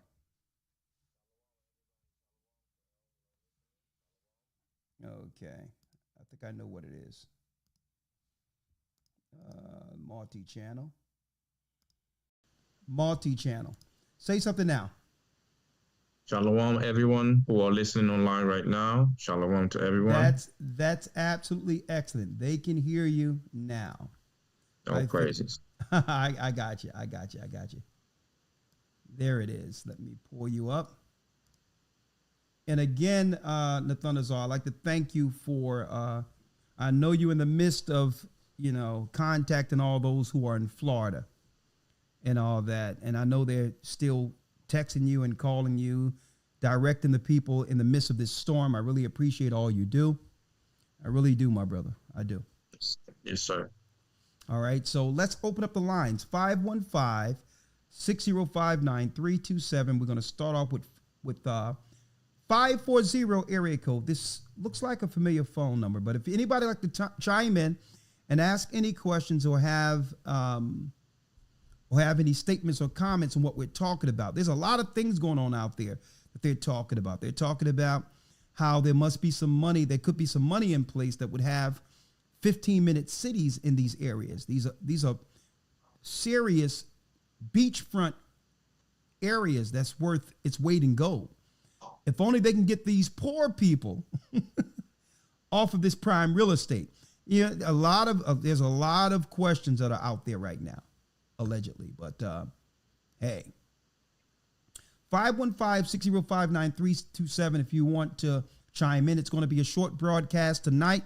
I want to get in, and if there's in the event of an emergency, Nathanael, if I have to get you on, in an impromptu broadcast anytime between now and Friday, I hope you'll be willing to parse some time for me out so that we can give people a current update in the midst of this particular storm.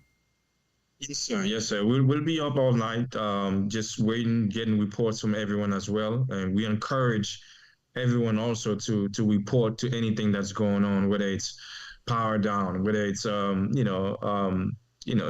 whatever's going on in your area. Just have to report it to all of us. That way we'll know how to go about things or how to move people from one area to the next. So we're gonna need those reports as the officers are dropping messages.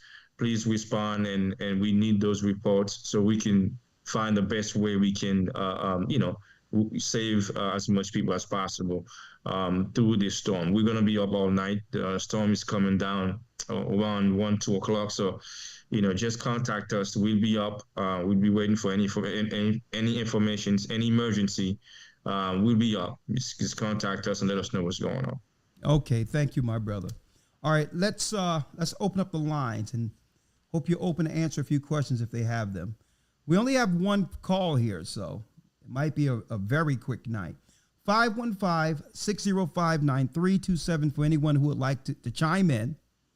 And for those who don't know, brothers and sisters, the Biden administration with Kamala Harris and that Pierre woman stated in 2022 that all the relief money, they don't have enough money after Helena hit because that money went to the illegals, whom they're shielding as asylum seekers. And there's a lot of concern out there that these people might be moved around to determine the outcome of the election, being that our people have finally woke up to what these people have really done to us and are no longer going along with the fake Democrats who have always been used to destroy our people. So since we've woke up, we've awakened, hey, there's a lot of janky things going on with this thing where they may move these people around, speed their citizenship so that they can actually probably disturb an election. And I hope our people are waking up and seeing this.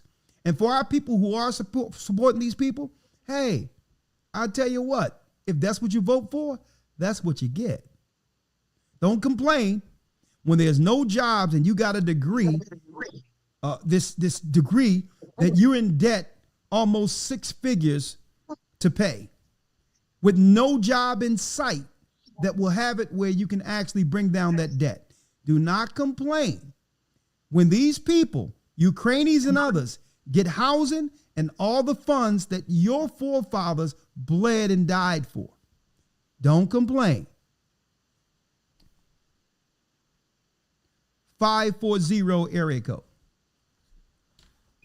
Hello, can you hear me? Yes, how are you? I'm good. How you doing, Elder? My name is Tiffany. I'm in the Richmond, Virginia area, well, Chester, Virginia area, and I joined a GOCC church a while back, around 2016-17. I got baptized, but they never gave me a certificate or anything. And I don't know if you can get rebaptized, but I'm trying to find another body. But I have no idea where I can go. The previous church I was going to was located in Petersburg, Virginia. Yeah. But for me personally, they wasn't operating in the spirit to me, and I wanted to find another, another church, but I haven't found any luck. So. Okay, well, if you're saying a church haven't operated in the spirit, you should have let us know what was going on so that we can make sure it could be fixed. All right? I mean, they operating in the spirit now, and I can tell you that. Yeah, I think it was. I don't want to put nobody on blast or anything like that, but there was a deacon there. He kind of had to give up his position or whatever because he wasn't. He wasn't letting the other elders know of certain things that were going on in the church, and it just wasn't. It didn't feel right to my sister, listen, sister. You had the full right to do what you did, and anything that was going on was fixed. All right, it's done. Okay. So what I can do is I can have Elder Lawyer call you, okay?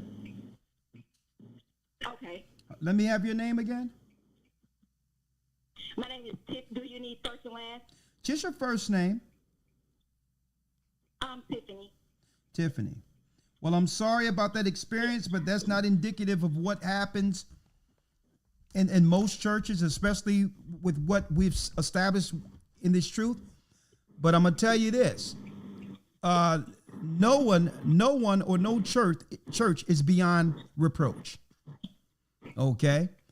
But your experience shouldn't have been what you dealt with. And I'm glad you were able to persevere to where you are to be accepted again. Okay? Because, sister, we're going to need each other. All right? Yes, we.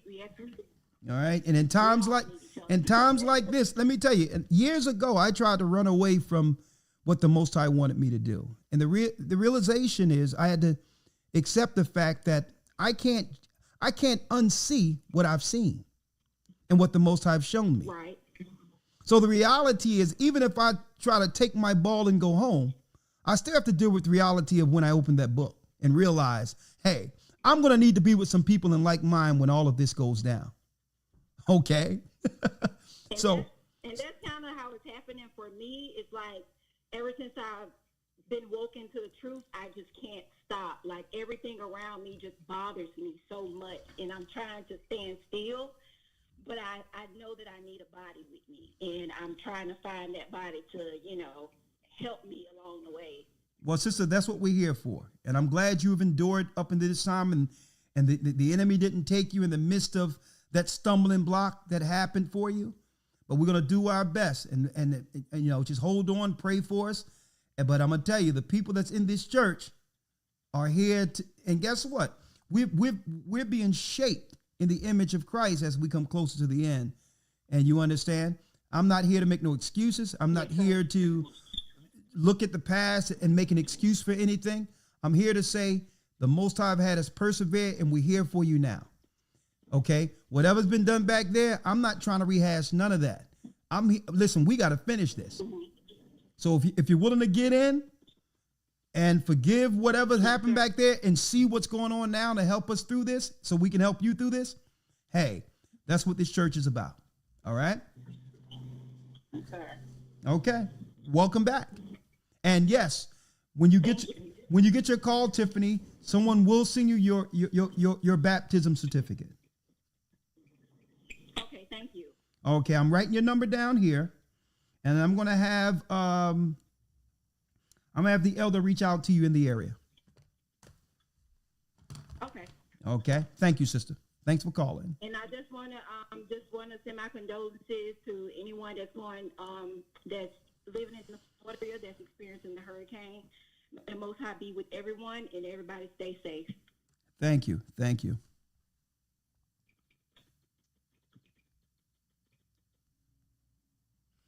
(216) area code. 216 area code. Shalom, Elder. Shalom, sir. The sax extraordinaire. How are you? I'm doing fine, and shalom to the elder in Florida too. One day I want to come down there and minister and play for him down there in Florida. You're welcome anytime, my brother. He says you're welcome anytime. Let's talk. Okay. I wanted to know, because I was looking at something on YouTube where a brother, he was talking about this situation is going to become another Katrina. And he was saying that the black people in Tampa are situated in the eastern part of the city. And it's just 11 feet above sea level. But in other parts, it's like 48 feet above sea level. And I do have a brother that I'm in communication that's in your body from Tampa Bay, and I'm checking on him to see if everything's all right with him periodically. Okay, well, that's a blessing. Thank you, my brother. That's good. And my prayers, me and my wife, praying for everybody in the churches that's down in that area. I've been down there before. And we just praying to the Most High God, He spare and help our elders and even the other people that are not even in our church, and our brothers and sisters that's not in our church, that the Most High spare them. Yeah, well, we need to continue to put our prayers out there for all of the family, even for those who are not in the church, that the Most High would, have grace on us and give us an opportunity and look at these signs as a point of return. So, I mean, we don't hope that anyone get destroyed into this, especially how the governments use these disasters. Okay. So I just hope that, we pray, put our condolences out there, but also pray that the Most High have this pass over if it be His will. All right. Amen. Thank you, Amen. my brother. Bless you. Bless you, my brother. Thank you. Double honors. All right. And also, we got to put our condolences out there for Elder Owl. I got a text that not too long ago today, Elder Owl, who's actually over the Carolina church. Unfortunately, he lost his mother, and it just happened. So I'm going to call him right after this and give him my condolences and all the support he needs to get through this. I know what it is. There's nothing like mama. So make sure y'all put out y'all prayers for Elder Owl. He's a pillar in this work. I mean, he has power in prayer that reaches the throne of the Almighty when he prays.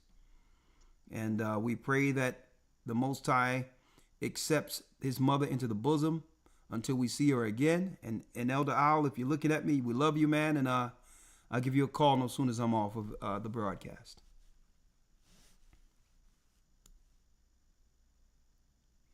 All right, let's open up the calls. 407 area code.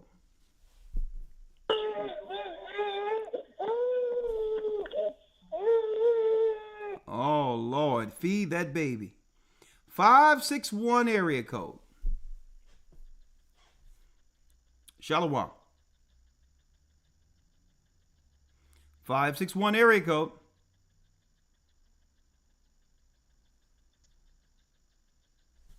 Okay, going down the line. 561 area code. Elder? Yes, ma'am. Oh, I'm here. Can you hear me? Yes. Elder, can you hear me? Yes, the floor is yours. Oh, all praises, all praises, all praises. Oh, I'm so grateful. I'm so grateful that I got through. I'm so grateful. Oh, all praises. I have been following you all since 2021. and I have been trying to get connected with the ministry. And I'm just so grateful that I actually was able to get in today. Like, I'm just so grateful. I went to the event, the summit in Augusta, Georgia with my daughter. Okay. And we have been trying to get reconnected with the ministry because my phone had broke, and I was connected in Florida with the minister with one of the elders in Tampa, but my phone had broke. When my phone broke, I lost his phone number. I lost everything. And I was like, oh, my goodness, I was disconnected. And then I was so grateful when we were able to go to the summit in June. I mean, and I've just been trying to get connected. I emailed you all. I hadn't got a response yet. My name is Tashana Maruk. You even hugged me at the summit. I was so grateful that I got to see you.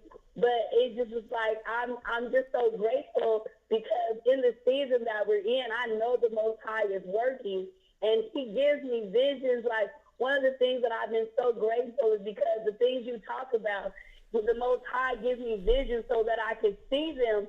And this is like, you bring the confirmation to the things that I've been seeing in my visions, and I'll be like, I'm just grateful that I got through today. All praises. What is your name, sister? Tashana Williams Maruk. Tashana? Yes. Okay. Tashana, we're going to have Elder Fresnel, once he's past this storm here, Elder Nathundazar, we're going to have him reach out and call you, okay? All praises, all praises. Now, I'm so grateful. Now, where are you living? Are you in Tampa right now? What part of Florida? I'm actually in Tampa. We had to evacuate. So currently we're in Daytona during this storm. Okay, so you did evacuate out of Tampa. All praises. Great. I didn't want to. I know you didn't want to, but I'm glad you did. I mean, sister, listen. Ride the storm out and let the Most High's will be done. Sister, the worst case scenario, even if the storm passes over, right? It's best to get out of harm's way and return after the storm is done. So you did the right thing. All right. So I'm gonna have Elder Nathundazar reach out to you. It would probably be after this storm, and we're gonna link you up with the church. Okay. Stay safe. All right. Thank you. Be safe, and God bless you. And all praises, and God, may the Most High continue to bless you all in your ministry. Thank you. Shalom. Shalom. And the Nathundazar, it's so encouraging to hear that even through the midst of all of this, Nathundazar, our people in such good spirit. Right. All praises. And, and that's the confidence we have in the Most High. And, our people, we believe in the Most High wholeheartedly. And we always enforce, believing in God, teaching the law. Make sure no matter what, the Most High is the only one we got. And that's what we're trying to do. And I'm glad that the sister's in good spirit. And I pray that everybody else who's listening is also in good spirit, even through the storm. Thank you, my brother. And it's best that we be that encouragement, that calm hand to lead our people through crisis. Like many people, they were out of their mind, crazed, not knowing what was going on through that psychological, I would say that psychological operation that was going on during the virus. It was so much of psychological operations, secluding people, and the play that was on one psyche, having people look at other people as the enemy for just breathing. That's, man, who that was cruel, the way they rolled this thing out with the psychological operation on the population. People looking at everybody else as if they can kill them. Absolutely insane. But we were that calm that held the people's hand even through that. Like, listen. And there's a joke out there, right? There was a guy who asked the Amish, man, how did y'all get through the coronavirus without losing one Amish person on the farm. And the Amish guy responded back and said, we don't look at TV.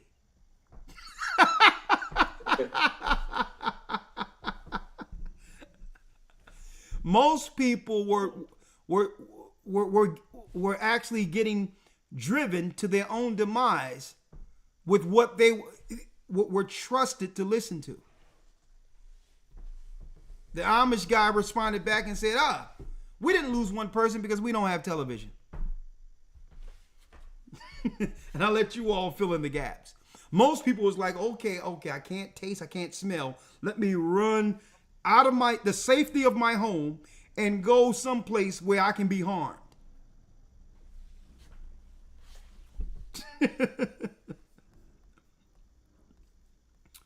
857 area code. Shalom, Elder. It's I'm a lawyer, and always appreciate the work that y'all, provide us, to provide the churches and the subscribers. It's a great work. Always appreciate it. But I just wanted to, let the chat know and the rest of the subscribers know. I think moving forward, I think this is right now we're in preparation time. And, just to let everybody know, just kind of, focus on stocking up on food and getting some solar chargers to get them on Amazon. Because the way I'm looking at this, with this war ramping up in the election, I think this EMP thing is really going to hit here. You know what I mean? Soon, eventually. And when you look at, Exodus 10 and 21 through 23, even Egypt got hit with those 3 days of darkness. And if this is spiritual Egypt, we can see the same thing happening here, with China doing an EMP here. So with that being said, it's profitable to stock up on some solar, anything solar right now at this point, but definitely the solar radios, solar charger cable ports, things of that nature, anything solar. That's just the way I'm looking at this. Because with China being allies with Iran and this war ramping up, it's just inevitable. You know what I mean? Well, thank you, brother. I appreciate it. And we're going to emphasize that people make sure they add that to their preparation, their preparation list. I'm going to make sure I emphasize that. I appreciate you, brother. I appreciate it. Thank you. You're in the bar. And I'm glad the brother said that. We have to make sure that, like I said, they're not coming for us. Okay, don't get mad at the government. All right, don't get mad when, where's my money and I voted for you. Folks, the government is not going to save you. They're not here to save you. They gave all the FEMA money, but they depleted the FEMA fund less than 4 years. Okay, so the whole deal is we have to look out for ourselves. And let me tell you, looking out for ourselves is what got us this far, folks. The government never sought to do anything to sustain or to be there for us. Okay? So, hey, the brother just put out there, make sure in case there is a blackout through a storm coming or whatever the case is. Who knows what they can do in the midst of a storm hitting? To make sure we have what? Backup power sources, solar charging systems, and things of that nature. Okay? Thank you, my brother. I appreciate it. 8. Let's go down the line. Only going to take a few more. 980 area code. 980 area code.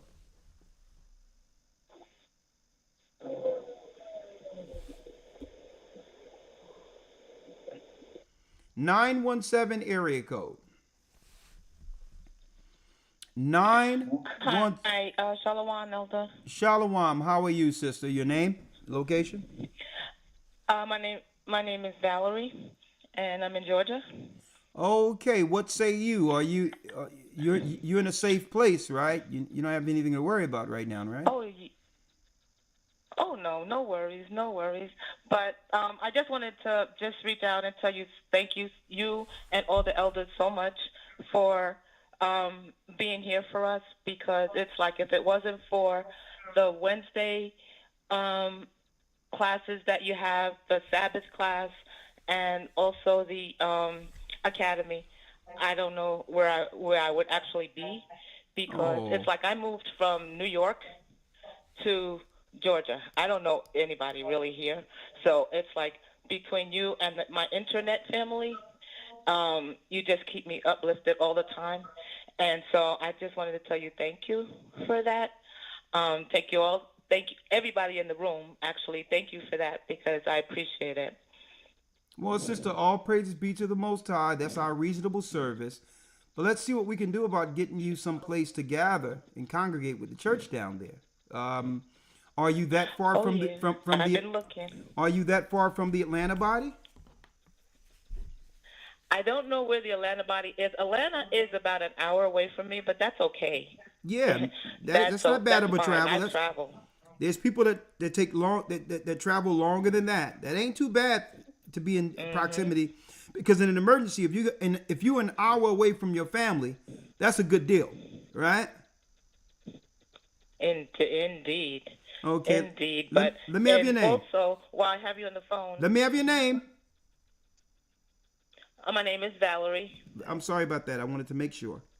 Okay, go on, because I'm gonna make sure I get this to Bishop Baruch. All right, but go on. Okay, so it's Valerie Winfrey. You don't gotta give me your full name. Just Valerie. Baruch will call you. Okay. All right. What's next? Go ahead. And I wanted to find out from you also. You had said that we could go online to donate. Yes. And so Yes. I tried to go to the link, but it wouldn't come up for me. So I don't know. Am I going to history.org? No. No. For the donation, if you want to donate, you go to gatheringofchrist.org. Oh. Okay, gatheringofchrist.org. You'll see those lines there. Hit those lines and you'll hit donate. Once you hit donate, you'll scroll down and you'll see the options you can pay. And then if you pay through card or something like that, just hit credit card, and then it'll give you a drop down and it'll show you all the areas you can donate to. For the weekly broadcast, you can donate. For disaster relief, you can donate. It's a drop down to give you your options, and we'll put it exactly where you allocate it. Oh, okay. No problem. Then I will do that. And again, I appreciate you, Elder, and I cannot wait for this academy. I can't wait for it. Oh, sister, listen, we're gonna blow the top off on this one. The fall of the last empire. I'm excited. Hey, I'm chopping at the bits for this thing. Thank you, sister. You're welcome. You have a blessed day, Elder. All right, thank you. What a blessing. You're welcome. Yeah, you have to go to gatheringofchrist.org, and the drop down, you'll see donate where the lines is, and it'll direct you from there. It's quite simple. Gatheringofchrist.org. Now, if you're going to enroll in the Hebrew Bible Academy, you go to historytimes.org for that. Okay? And yes, the fall of the last empire. Get in where you fit in. You don't want to miss this lesson. It will all be quantified. The technology, the people behind it, even, that's right, the gods they serve, bringing forth the mark of the beast. Folks, this is the ultimate good against evil. Evil is going to be on the dark side with the mark of the beast. And the righteousness will be those who withstand it, who deny it. There'll be a clear distinction in the earth. There will be no in-betweens when it all go down. Those who choose the mark of the beast are Satan's team, and those who deny it belongs to the Almighty. And that's when the real battle begins. The fall of the last empire. Go to historytimes.org. Get in where you fit in. Let's go. I only got one or two more calls, and that will conclude this, and I'll let you Nathanael, get back on what you have to do, because so many people are depending on you and your family being there through this storm. Okay, and make sure I'm going to give you your last words and anything you have to, any message you have to put out there before we conclude this, Nathanael, after I take these calls. All right. Sure. All right. 857 area code.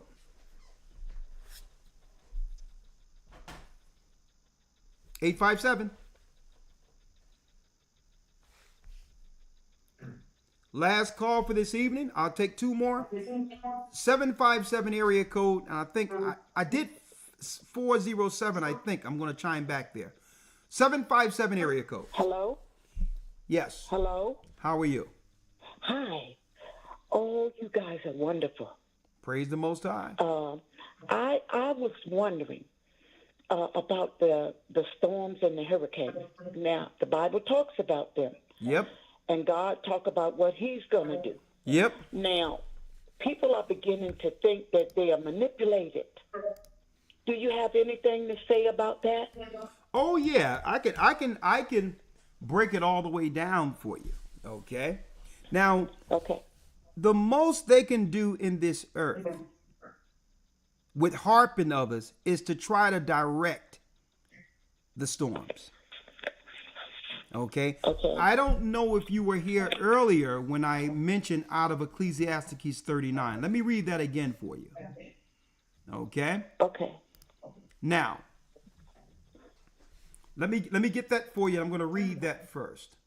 Now, it's the Most High. Okay. It says the Most High persecute them that tempest and make them afraid with the storm.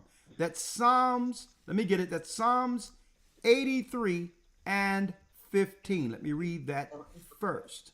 All right. Okay. This is quick. I can knock this out in no time. So persecute them with thy tempest, and make them afraid with thy storm.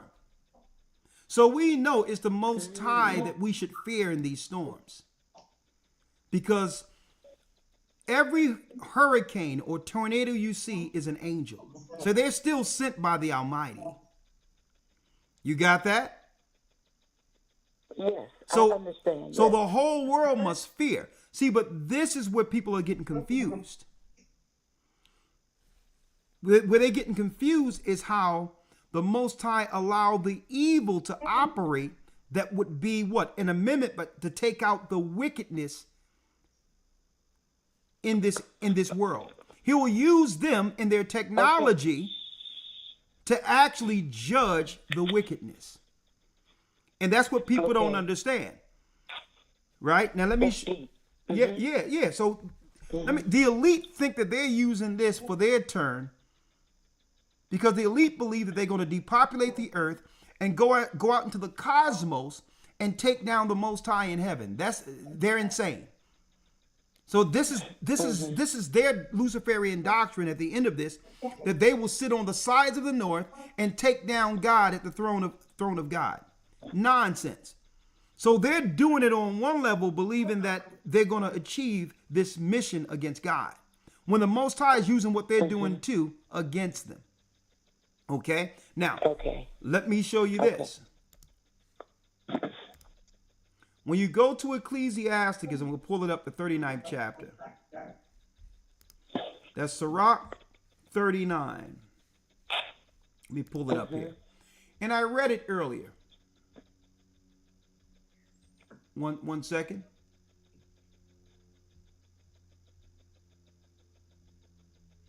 It tell you, Ecclesiastes 39 or Sirach 39 and 27 reads, all things are good for the godly. So to the sinners, they are turned into evil. So what the Most High is sending to judge the wicked, to us, is good to us, because he's going to have that pass over like he did at Goshen. And then it says right here, there be spirits that are created for vengeance, which in their fury lay on sore strokes. Do me a favor, Nathanael. Mute your mic 1 second, Nathanael, if you will. Sure. There be spirits that are created for vengeance, which in their fury lay on sore strokes. In the time of destruction, they pour out their force and appease the wrath of him that made them. Fire, hell, famine, death, all these were created for vengeance. So when it comes to the tempest, the storms, the fires, the angels are still in it, sister.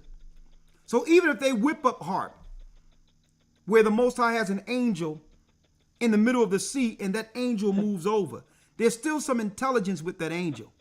That angel will go to destroy exactly what he's directed to destroy, regardless of what they're doing. There's many times they've tried to use harp, sister. They tried to use it, and then the storm would still go around outside of their forecast. So again, they only have but so much power. Okay? And even if they're using harp and all of this, it cannot go as far as the Most High will allow them. Sometimes they try to stare an angel that's in the water, and that angel go right around and don't hit anything.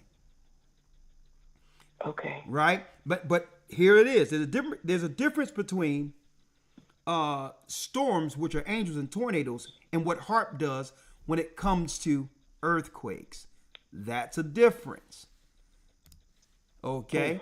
Because earthquakes are the shifting of plates within the ground. Okay? So when they're fracking and doing all these others out there, that's causing what? Cracks in the earth that links to the fault line. Now they can cause earthquakes with the harp system.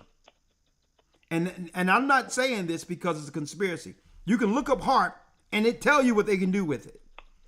Okay, that's why there's treaties amongst other countries concerning what technologies that they are forbidden to use in forms of warfare. Okay? So again, when the people talk about the technology that the government has, they're not lying about that. But they don't understand how the Most High says, he that letteth will let until he taketh them out of the way. He's allowing them. A matter of fact, the technology they received is the knowledge they got from up in heaven. That's fallen angel technology. So they're not doing, even if they think they're doing something, it's still the knowledge and science that came from heaven. All right? So it's about us being what? It's about us operating righteously so that whatever comes, whether the enemy does it or the Most High sends it, it what? It passes by us like it did during the time of Goshen. Everything the Most High did, sister, you notice everything that the Most High did in Egypt? You had the sorcerers of Egypt try to mimic it before Pharaoh and say, we can do, here's the technology of how we can do it too. See? So everything the Most High did, you had their sages and their wizards and their top priests, their scientists in Egypt mimic it on a different level. Because why? All of that knowledge comes from heaven anyway. Okay? So there's different levels to this. You have the level of those who just deal with science and understand the technology and all that of what the governments are doing. They see it on one level. But those who see it through the eyes of the Almighty through the Word can see it on all levels. See? And it's the Bible that does what? Connects the dots and put all the pieces together.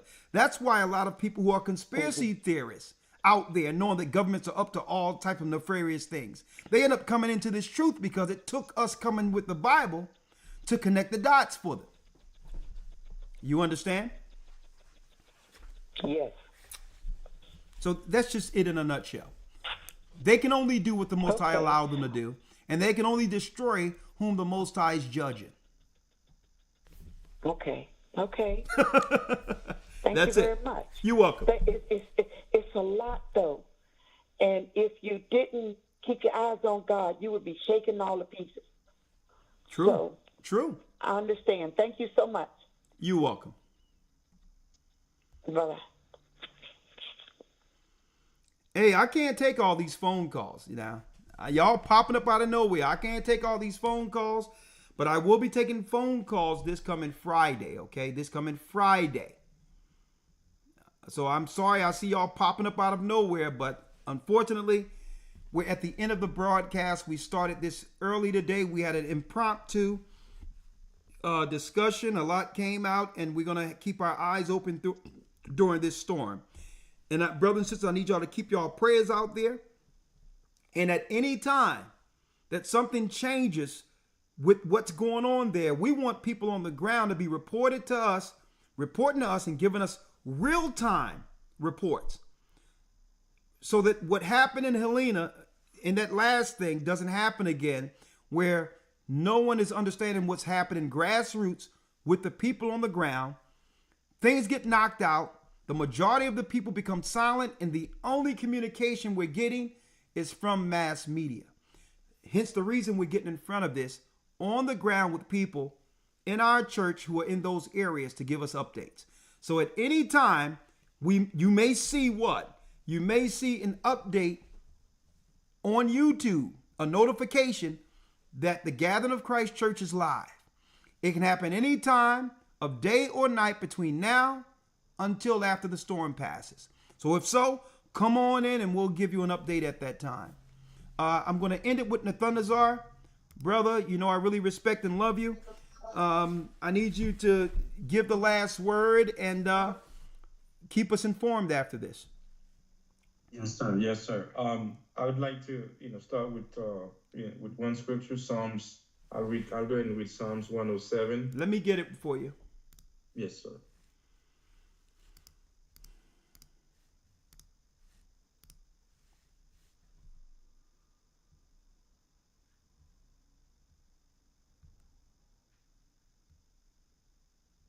One second.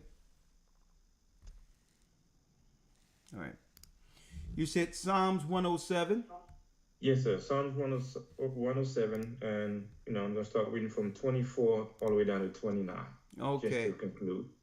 All right, let me grab it here.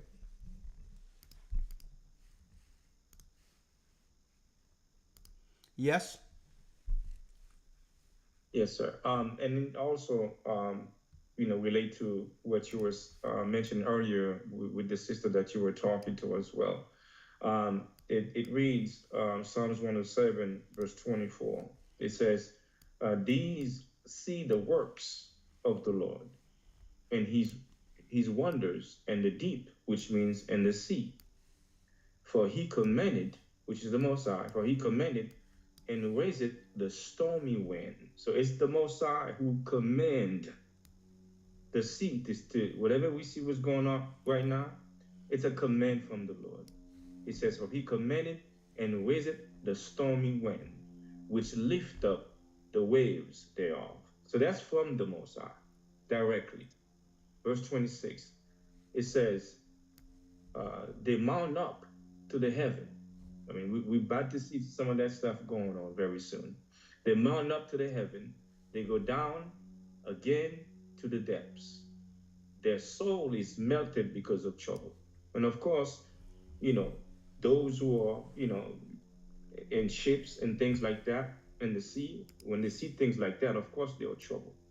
And also, we'll say for now as well, we know some people are troubled of what they're seeing. But one thing about us is that we know this comes from the Lord. And we know that the Most High is watching over us. Verse 27 says, they will to and fro and stagger like a drunkard, a drunken man, and are at their wits' end. Verse 28. That means then people are losing their minds, not realizing what's going on. Yes, sir. They're at their wits' end, but not those who are in the word. Yes, sir. Come on. Yes, sir. Verse 28 says, then they cry unto the Most High in their trouble, and bring them out of their distress. Verse 29 says, and he make the storm a calm, so that the waves thereof are still. So we know, again, it's like Christ says in Matthew 8 and 23 and all the way down. These things are happening, and they are coming from the Most High. And when he wants to, he's going to calm the storm down. Christ says in Matthew 8, says, peace and be still. That's what he says to the storm that was coming at him. We understand what's going on. We all are prepared and ready. But at the same time, we know it's the Most High who is in charge. He's in control. So all I'm asking is for all of us to keep us in prayers, knowing that this great, mighty God who raised those storms know what he's doing. And he also knows who is serving him and whom to save. So all we have to do right now is stay in the scriptures, stay in the law. Again, if you already evacuated, it's a blessing. But for those who are in certain areas that we know the storms are coming, know one thing for sure, that the Most High is on your side and we will be delivered. So I wanted to make sure I bring that forth. Understand that the storm is coming directly from the Most High God. And he will save his people like he always been doing since the time of Egypt. Hey, ain't nothing I can say after that. That's the word of the Almighty. He's in the storm. With that, we're going to say shalom. May the Most High be with you. Nathanael, keep me updated. May the Most High be with you. Stay prayed up, sin not. And guess what? We're ready as we can be. Get on board with this church. Gathering as one, the number one at AOL.com. Send us an email. Let us know you would like to connect. Time is short. Go to historytimes.org so you can understand what's about to happen with the fall of the empire. I'm Elder Rikash Yar along with Elder Nathanael reporting live from the state of Florida. We're the children of Israel. And yes, we're back. Stay prayed up. Stay saints. Shalom. The Arabs and Africans told us, a good point. Together our wives and children then sold us. In the belly of these great ships we traveled in fear.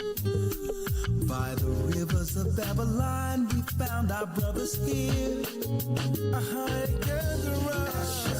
in Colombia, Reuben from Australia, Issachar, the Mexicans, AHAYAH's gathering Israel, Judah, the Negroes, Benjamin, the West Indians, Levi, the Haitians, AHAYAH's gathering Israel.